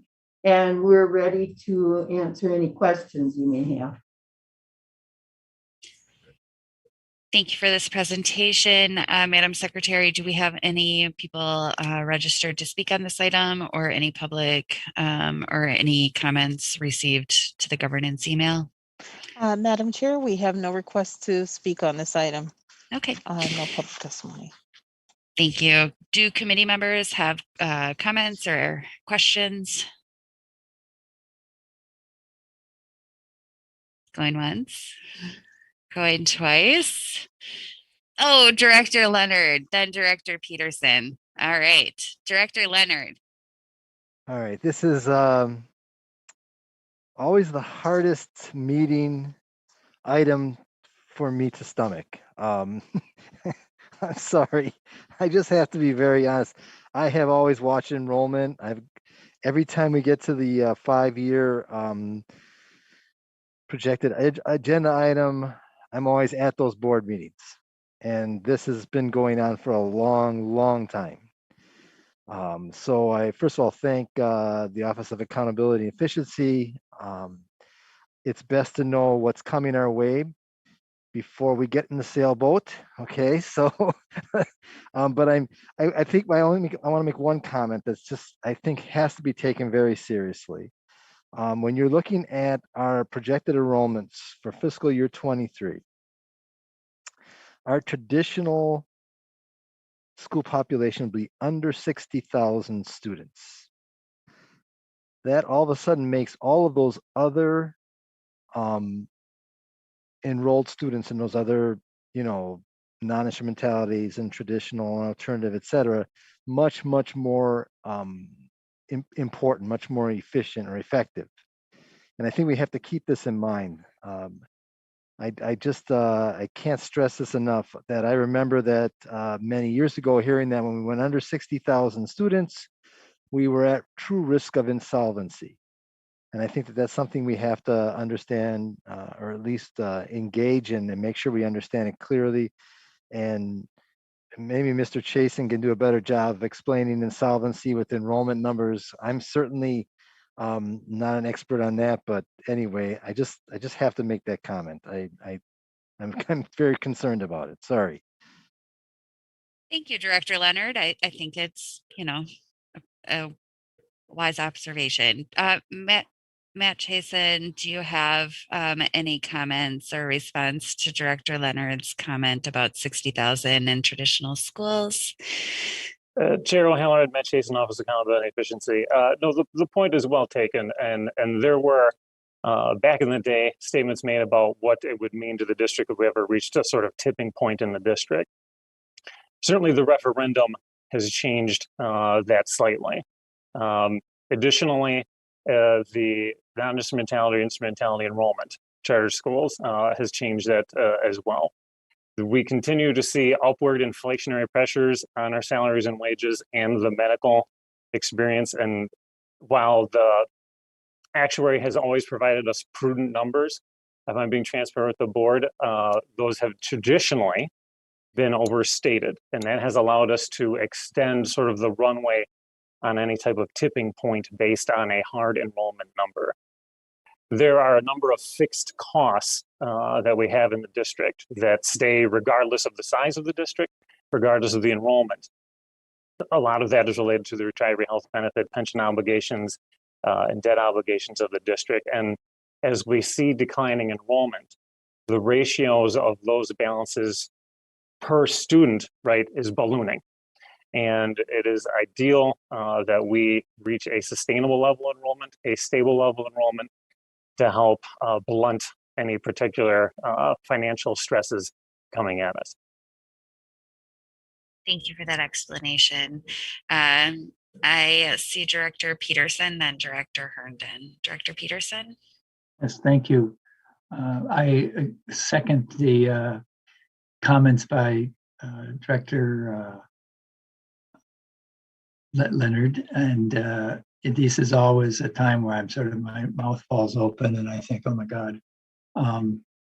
But I do feel that we have to put it in the political perspective, which is for the last many years, since 2009 up to this day, the support from the state has been pathetic.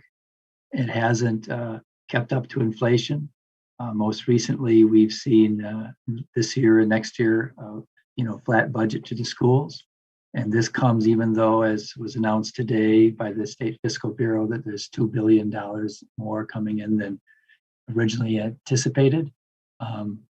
Basically, it makes me think that we have our hands full in terms of our political work that we as board members have to do, which is to work with others around the state to shame certain parts of the legislature to do what's right for kids, and to do it in such a way that if they don't come to their senses, that hopefully more of them will be voted out. Because I think throughout the state, people know that special students with special needs should be adequately funded, like up to the point of what voucher schools are, which is 90%. We know that there should be an annual cost of living increase on student, and what we receive per student. There should be 4-year-olds should be counted as full citizens, as a full student, not a 0.6 student. And if you were to add all those up together, we're talking about tens of millions of dollars that would be coming to districts, including Milwaukee, around the state. And that's something we just have to fight for, because our kids deserve it, and we can't let these 5-year forecasts make us feel hopeless. It should re-energize us for the fight ahead. Thank you. Thank you for the rousing pep talk. Certainly, I agree about special education. I saw that WASB, we now are in support of 90% reimbursement as vouchers receive. And I laughed that, I already walked 60 for 60. Maybe I should walk 90 for 90, and that'll get some legislators, attention. But it's really cold, so I'm not going to walk 90 for 90 tonight. Maybe when it's a little warmer. Director Herndon. Thank you, Madam Chair. I agree with everything that Director Peterson just said, and he put those dates right there. I remember starting with 2009. However, I want to build up on all of that, and that is we've known and lost headcount with students for years, far too many years. But the downside to it is that we seem as a district to take it in stride. We lose the students, and we have a meeting like this over the years, and we just, chuck it up and keep rolling along.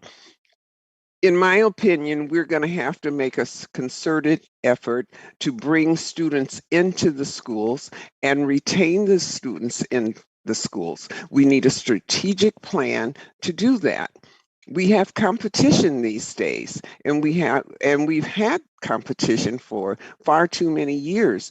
And to me, the district has kind of turned the other cheek and rolled with the punches. But, as we talk about the next 5 years or so, we have to accept the fact that it's time for us to stand up, advertise all the good things that are going on in our district and the good that our students are doing and our staff, our teachers are doing.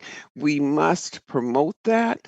There's far too many people in the city that do not know what our schools offer, especially on an individual basis. And it's upon us to make sure that the community knows and that they're attracted to these things, that they know that we've got culinary arts in schools, we've got automotive and Pulaski, and we're doing financial literacy, and the list goes on and on. In my district, we've got Vincent with all the animals and stuff, and you go on Facebook and people say, oh geez, I didn't know they had little baby goats. Are you kidding me? It is up on us to make sure that the city of Milwaukee gives us our just reward, recognition, and that the parents understand what we offer to their students, and let's get busy on that. Thank you. Thank you, Director Herndon. Administration, do you have any response to communication strategy, just to once again kind of tying back into the renovations to extol our virtues and incent people to come back home to MPS? Chair O'Halloran and members of the board. One of the things I will say, first of all, to start out with the idea, our kindergarten enrollment fair is posted and out there for Saturday the 5th. That's how we start our with our K3, K4, and K5 students. That is a virtual booth central piece that we're doing, but also we're doing a in-person one as well. The other thing I would add from the communication standpoint, communications has been running news stories on a daily basis of different things that are happening throughout the district and pushing that out there on social media. And that is something that we would continue to do. We are also working with Kane Communications in order to make sure that our marketing strategy is out there the way it should be. And they are. I'm excited about some of the things that I just had a conversation with Earl Arms about, some of the things that they're rolling out and getting ready to do. So that is just a bigger plan within itself. I agree with Director Herndon that over the years we have, as a district, the communication strategy has not been what it needs to be. And now we have put dollars out there to make sure that we can get that communication piece to where we need it to be to attract and get students and families to come our way. So we're pushing. One of the other things that we are excited about is this whole thing around the virtual school that we have, 2 of them, that we are out pushing and sharing with individuals, that we have a virtual program for students from kindergarten through 12th grade, as well as in-person instruction. So there's just a number of different things that we're doing around that from a communication standpoint. And one of the big ones that I'm excited about is the idea of communications assigning various individuals to schools just to probe for great stories to put out there on a daily basis. And so that is taking place, and we hope to see results of that through our enrollment fairs. And again, I can't say enough about Saturday, February 5th, our kindergarten enrollment fair. Thank you. Thank you. And Office of Accountability and Efficiency. Thank you, Chair O'Halloran, Matt Chasen, Office of Accountability and Efficiency. Just one final, I want to thank the administration for their collaboration on this work. This is definitely not done in isolation. But I also want to extend a thanks to the board for continuing to make this space a safe one for the independent voice of the OAE to share what is sometimes sobering and sometimes unpopular information. It's always done from the root to make sure that you are fully informed on all of your decision making. So thank you. We appreciate you and your staff. So thank you, Office of Accountability and Efficiency as well. Is there any further discussion on this item? Seeing none, Madam Secretary, next item, please. The next item is item number 4, which is action on a request to approve the fiscal year 22-23 budget parameters. The recommendation is that the board approve the fiscal year 2022-23 budget parameters as listed in the attachments in the item. Thank you. Will the administration please present the item? Chair O'Halloran and members of the committee, the item before you for consideration outlines the fiscal year 2022 and 23 parameters as relates to the planning and the development of the budget. The budget parameters remain consistent with our district goals and priorities and may be modified based on available resources. At this time, I will ask Martha Kreisman to share some additional information on the proposed budget parameters that are before you this evening, and after which we'll be more than happy to answer any questions that you may have. Martha? Chair O'Halloran, members of the committee, Martha Kreitzman, Chief Financial Officer. Budget parameters are used for planning and development of the budget. The parameters before you tonight align to the goals of the district along with the 5 priorities for success. The budget parameters will guide the district to increase access to high-quality educational opportunities and positive, supportive school environments that result in better academic outcomes for students.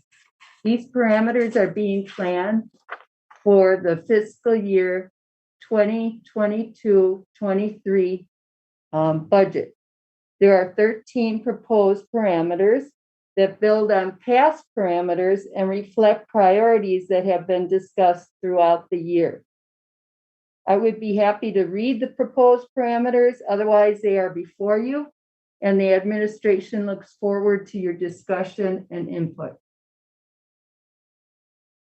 Thank you, administration. Do committee members, or before we move to committee members, Madam Secretary, do we have any public comment on this item? Madam Chair, we have no request for public testimony on this item. Okay, thank you. Do committee members have questions or would they like to make comments?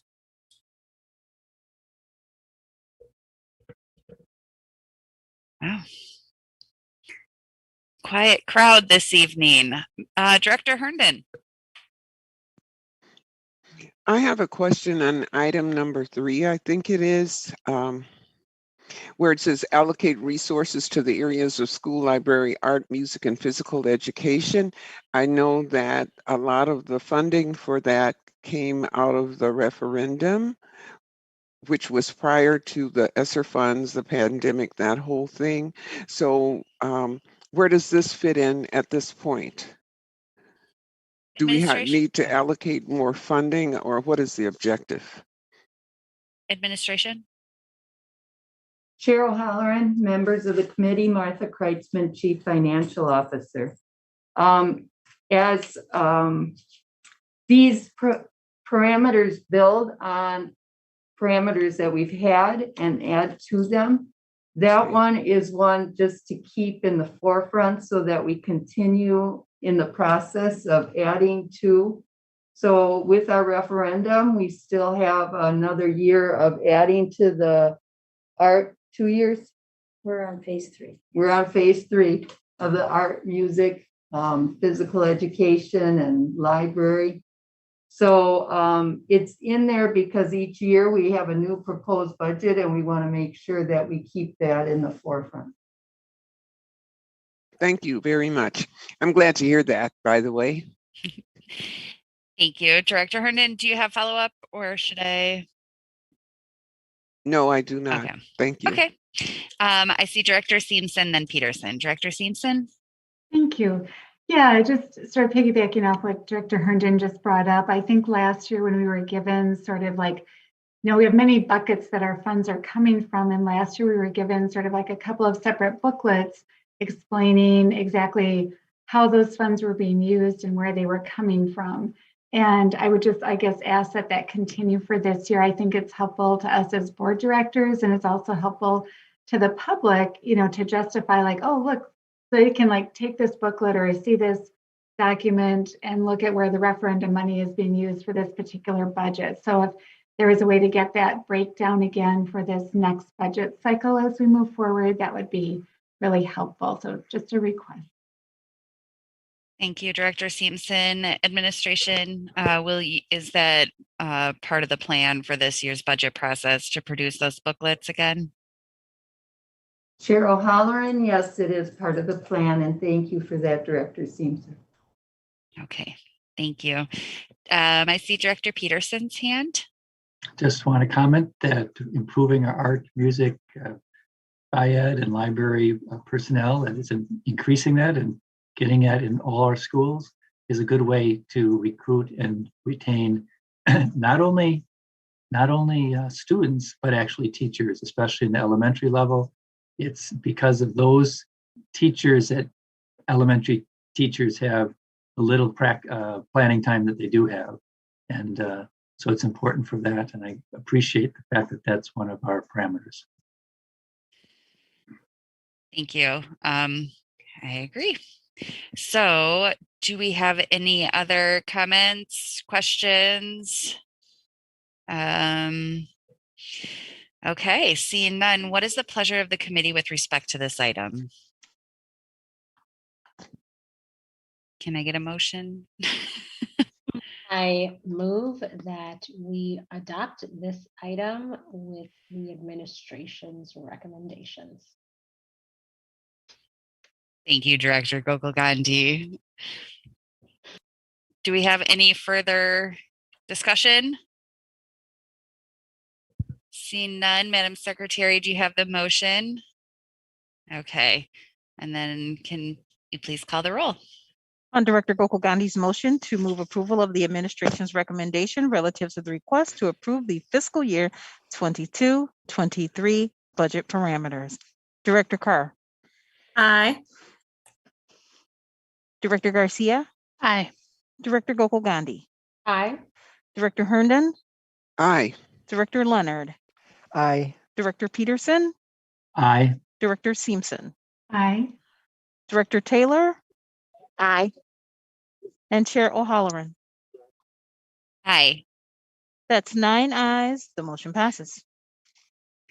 Thank you, Madam Secretary. What is the next item, please? The next item is item number 5, which is action on a request to approve the timetable for the fiscal year 22-23 proposed budget. The recommendation is that the board adopt the fiscal year 22-23 proposed budget timeline as set forth in the attachment to this item. Thank you. Will the administration please present the item? Chair O'Halloran, members of the committee, the proposed FY23 budget timetable is before you for your consideration. I would ask Lynn Rule to share some comments before we engage in discussion, and we will be more than happy to answer any questions that you may have afterwards. Lynn? Thank you. Chair O'Halloran, members of the committee, Lynn Rule, Director of Financial Planning and Budget Services. The administration is requesting your approval of the 22-23 proposed budget timeline. The timeline, for the most part, is consistent with prior years. I would like to highlight just a few items. School leaders are preparing their budgets right now. Offices will prepare budgets from mid-February through March 5th. The proposed budget will be released on April 29th. And as a result of the approved resolution 2021 R-009, an additional meeting has been added on May 24th. Thank you, and I'm available for any questions you may have. Thank you, administration. Madam Secretary, do we have any public comment on this item? Madam Chair, we have no request for public testimony on this item. Thank you. Committee members, do we have questions or comments?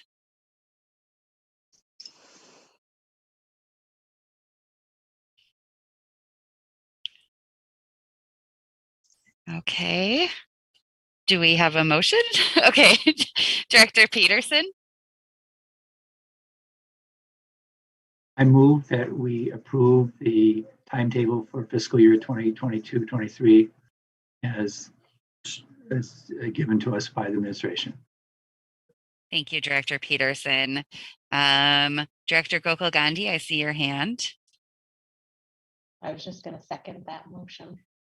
Okay, thank you. I think at this level, we're good with just the one, but I appreciate your support for Director Peterson's motion.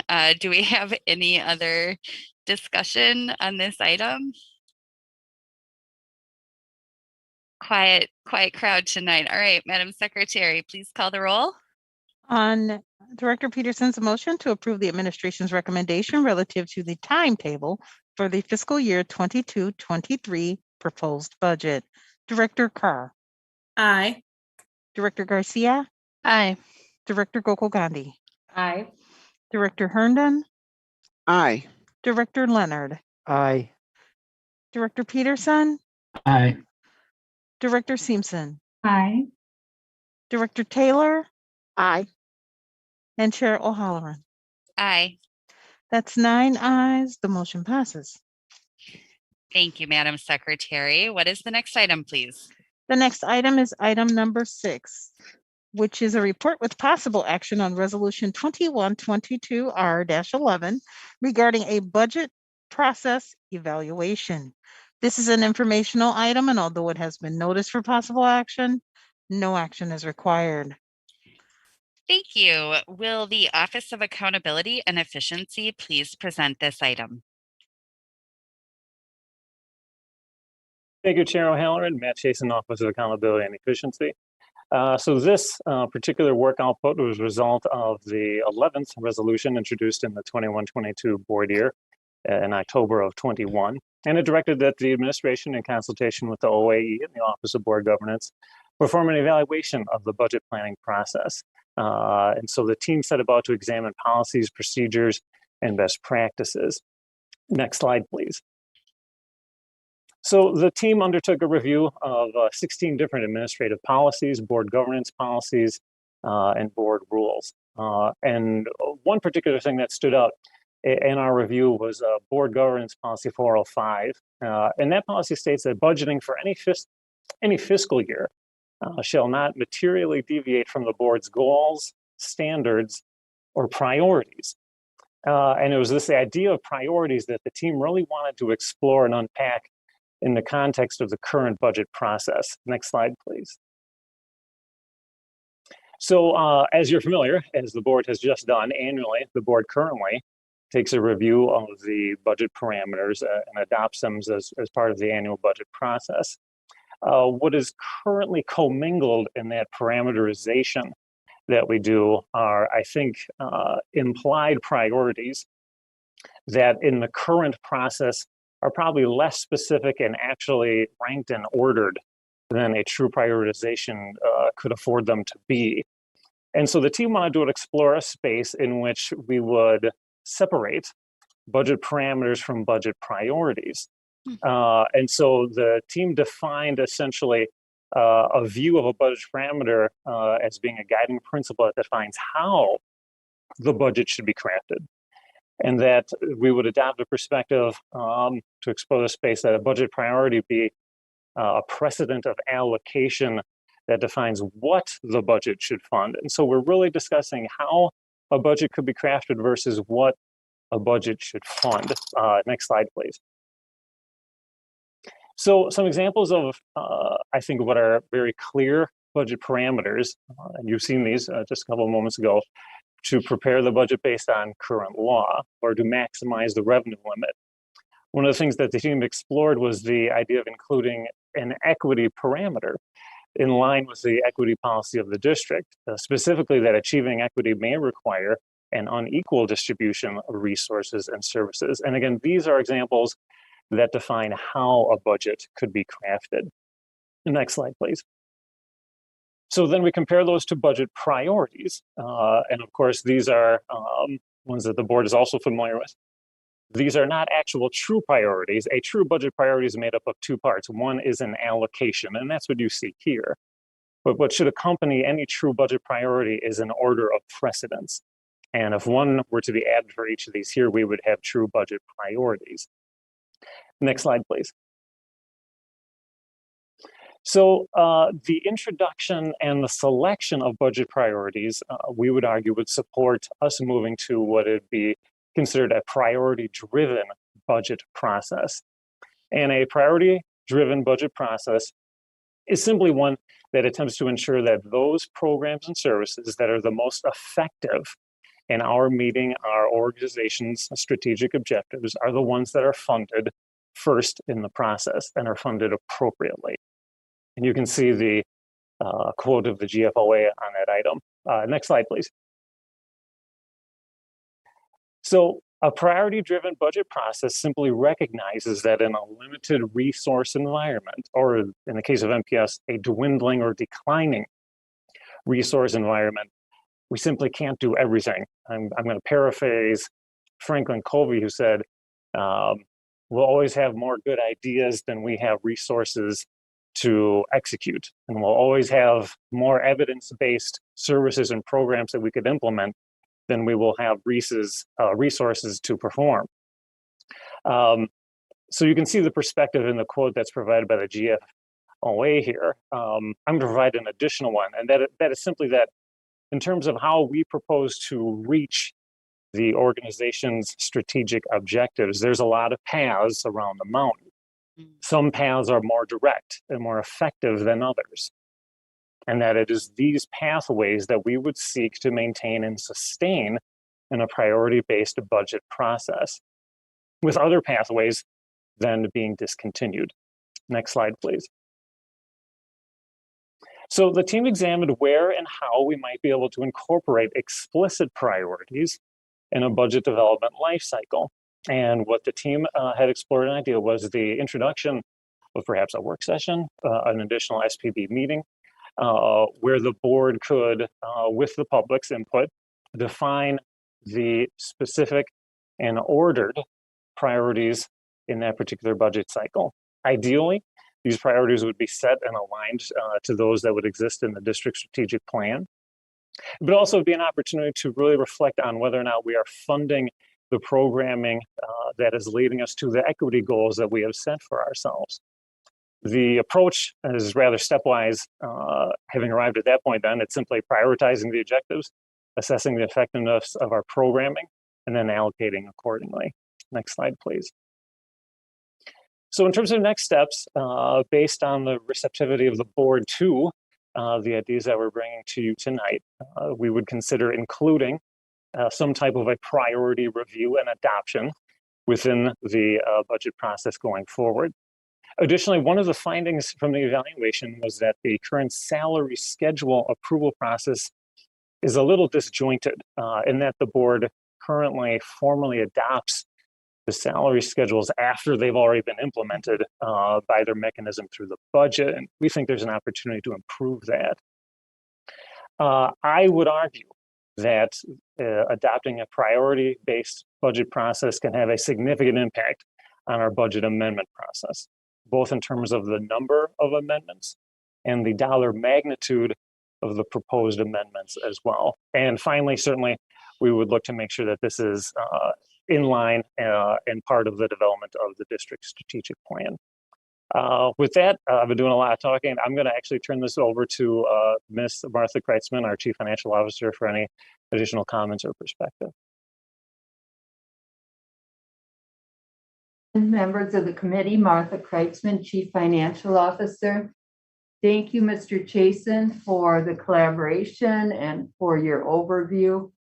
According to Administrative Policy 3.01, the Superintendent of Schools shall prepare an annual operating budget for the Milwaukee Public Schools consistent with state statutes, Department of Public Instruction regulations, and district policies and goals. According to Board Policy 2.03, the board approves sound, realistic budgets as developed and recommended by its administration and provides the financial resources necessary for executing its district policies.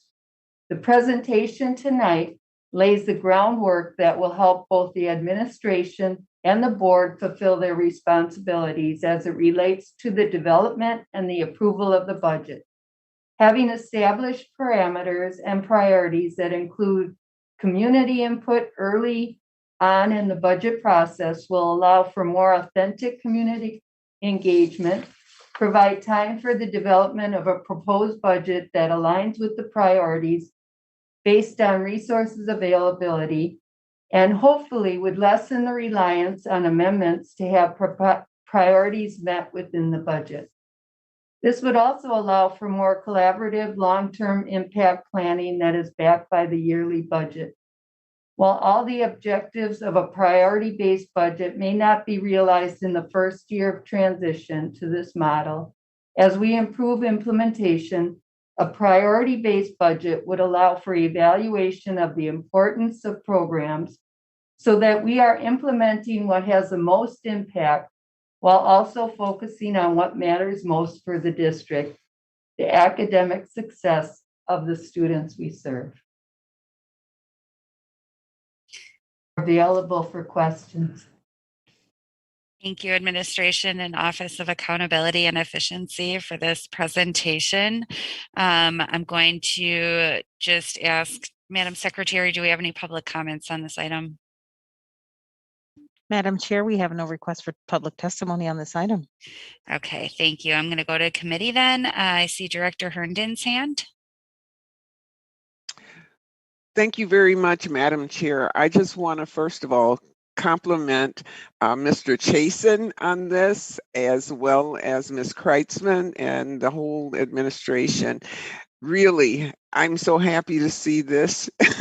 I always found the budgeting process to be a little backwards, you know, and I would get tied up in knots because I would see so many things that we would start manipulating in some way or shape or form, impacting something that in many instances should have been classified as a priority, don't touch it.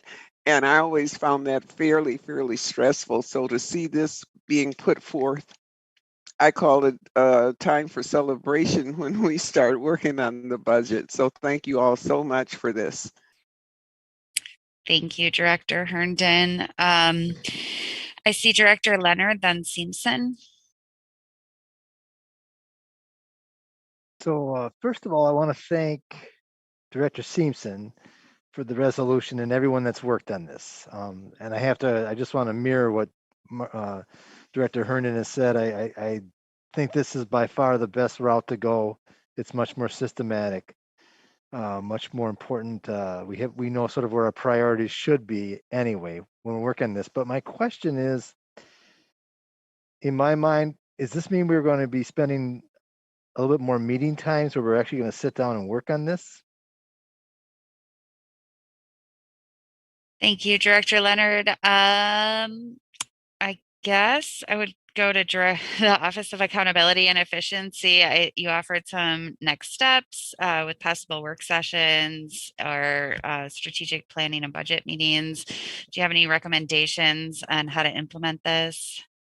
Yeah, certainly. As it relates to the board's opportunity to have the conversation that it needs to set its priorities. A work session facilitates that very well. I mean, certainly the SPB meeting does too, because every board member is present and is afforded the opportunity to do so. To answer directly, yes, there is a commitment and an investment of time that takes place in order to have that conversation and to arrive at a consensus as a body as to what the priorities in any given budget cycle are. It will be our hope that we will set the table for that to be a very efficient, a very effective conversation for all of you, but yes, there would be an investment of time to do so. Thank you, Director Leonard. Do you have any follow-up? Okay, I see Director Simpson, then Peterson. Yeah, I want to also thank Office of Accountability, Matt Chasen and that whole team, and Martha Kreitzman and her team for their work on this. And just to kind of, remind everybody, the reason I brought this forward was I just found that, especially that first year getting on the board and being, the night we're trying to pass a budget and we have 24 amendments to look through. And a lot of times there is overlap among them. And I just feel like there's a better way to look at, kind of like what our priorities are as a district and the best way to move forward to meet the needs of our district. That it just requires a little more. I feel like if we do a little more work on the front end, it'll make the process a lot smoother and easier in the long run. And hopefully this will also provide more opportunity for us to engage with the public and our constituents to have a voice as well. So just wanted to say thank you to everybody who's worked so far on this. Thank you, Director Simpson. Director Peterson? Yes, ditto on all the things that are going around, and especially back to Director Simpson for initiating this resolution. It seems to me that probably a work session or a couple work sessions and then a committee meeting of SPB where we have public input would be good, so that the public is responding to some of our thoughts, and we can have a variety of different ways to get community input, et cetera, et cetera. So I think hopefully it might make March, or especially March, a little more crowded, but it will lighten the load in May, and I think it will help us really stick to our priorities, because as Dr. Herndon mentioned and others, that amendments can sometimes go any which way. It's like ricocheting across the various levels of priorities. And so hopefully through thoughtful discussion, we can set those and have those clear and allow and encourage community and staff input, and student input as we go forward. Thank you, Director Peterson. I just wanted to clarify with Madam Secretary, this was an item that was listed. It was noticed for possible action, but no action is required. If we don't take action on this item tonight, we can still call work sessions and whatnot. I wasn't sure if we needed to formally take action on these next steps that were possibly recommended or for our consideration. Is any formal action required tonight? Madam Chair, members of the committee, no formal action is required. Okay. Do any other committee members? Oh, I see Director Simpson's hand again. Thank you. Yeah, I guess my only question then would be in terms of moving forward, is there a timeline when some of these, next steps, maybe some further suggestions, some details, recommendations could be brought back to the board just so that we kind of keep it on our radar moving forward? I guess I would take that back to Office of Board Governance.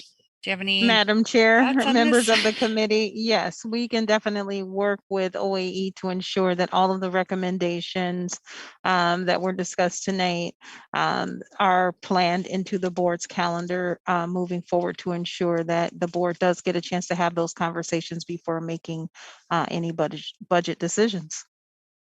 Great. Thank you. Thank you. Director Simpson, do you have any other follow-up? Okay. I see a Director Garcia's hand. Yes, I just wanted to reconnect this and elevate this to the importance of our strategic plan. I know one of the elements that was brought up in, next steps and even in the slides prior to that is just the fact of how are we determining, obviously the priorities of the board and of the public, but how that is included into our strategic plan. So I just wanted to connect those two and ensure that as we are moving with the strategic planning process, to also make sure that, the consultants, the teams that we're working with, that there's also that added level of like the finance component that is included so that we're working in parallel, not necessarily separate. Because I think that's going to be really key for us, as a board. And I'm really looking forward to, work sessions where we can really dig deep into, the conversations. And most importantly, as we're carving out that space of conversation, it's also how are we plugging that back, to our constituents and community so that we are, I think the key word here is alignment, right? And that's the challenge. Thank you, Director Garcia. I see Director Taylor's hand. Director Taylor. Thank you, Chair Herndon. Director Garcia actually hit on some of mine with the alignment piece. It seems like it'd be a great work, but if we need to have some connectivity, even if there will be separate groups doing separate things, it has to be a place where it kind of comes together. And so we're moving forward together on what we're doing, and also that community piece. I couldn't hear, I was trying to hear, but I didn't hear the timetable for next steps. Do we have that? Or like a tentative time of how it can be implemented, or the next steps that will be taken to ensure that this process is moving along? Thank you, Director Taylor. I do believe I heard Director Peterson mention work sessions in March, possibly, Okay. but Madam Secretary, would you be able to comment on what the board calendar looks like, or possibly Office of Accountability and Efficiency? Would you be able to provide recommendations? So maybe start with Madam Secretary.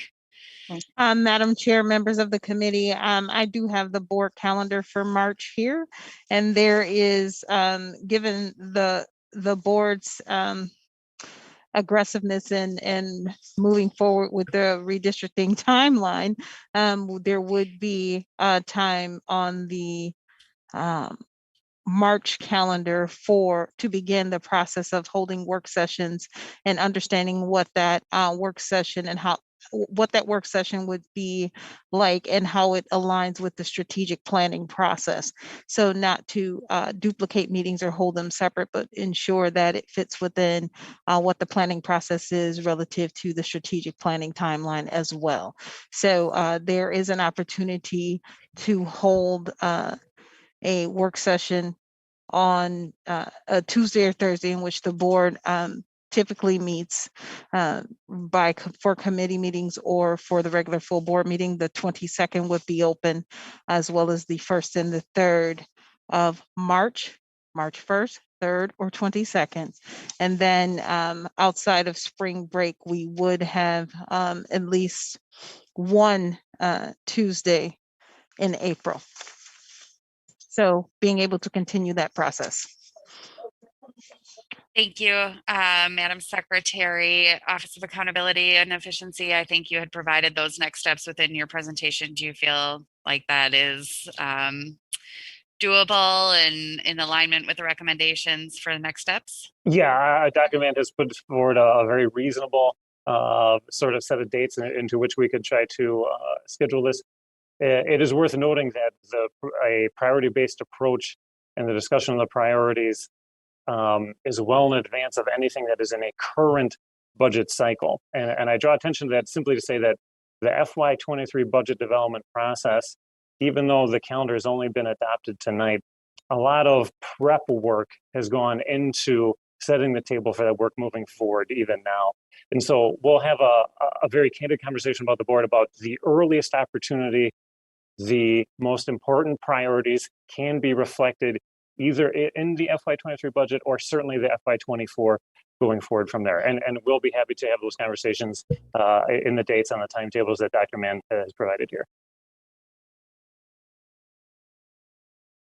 Thank you. And I think, yes, trying to implement, midstream will be difficult, but I think even if we can clarify some priorities, that it might not be fully implemented for this budget cycle, but it can certainly help inform and clarify the process as we move forward.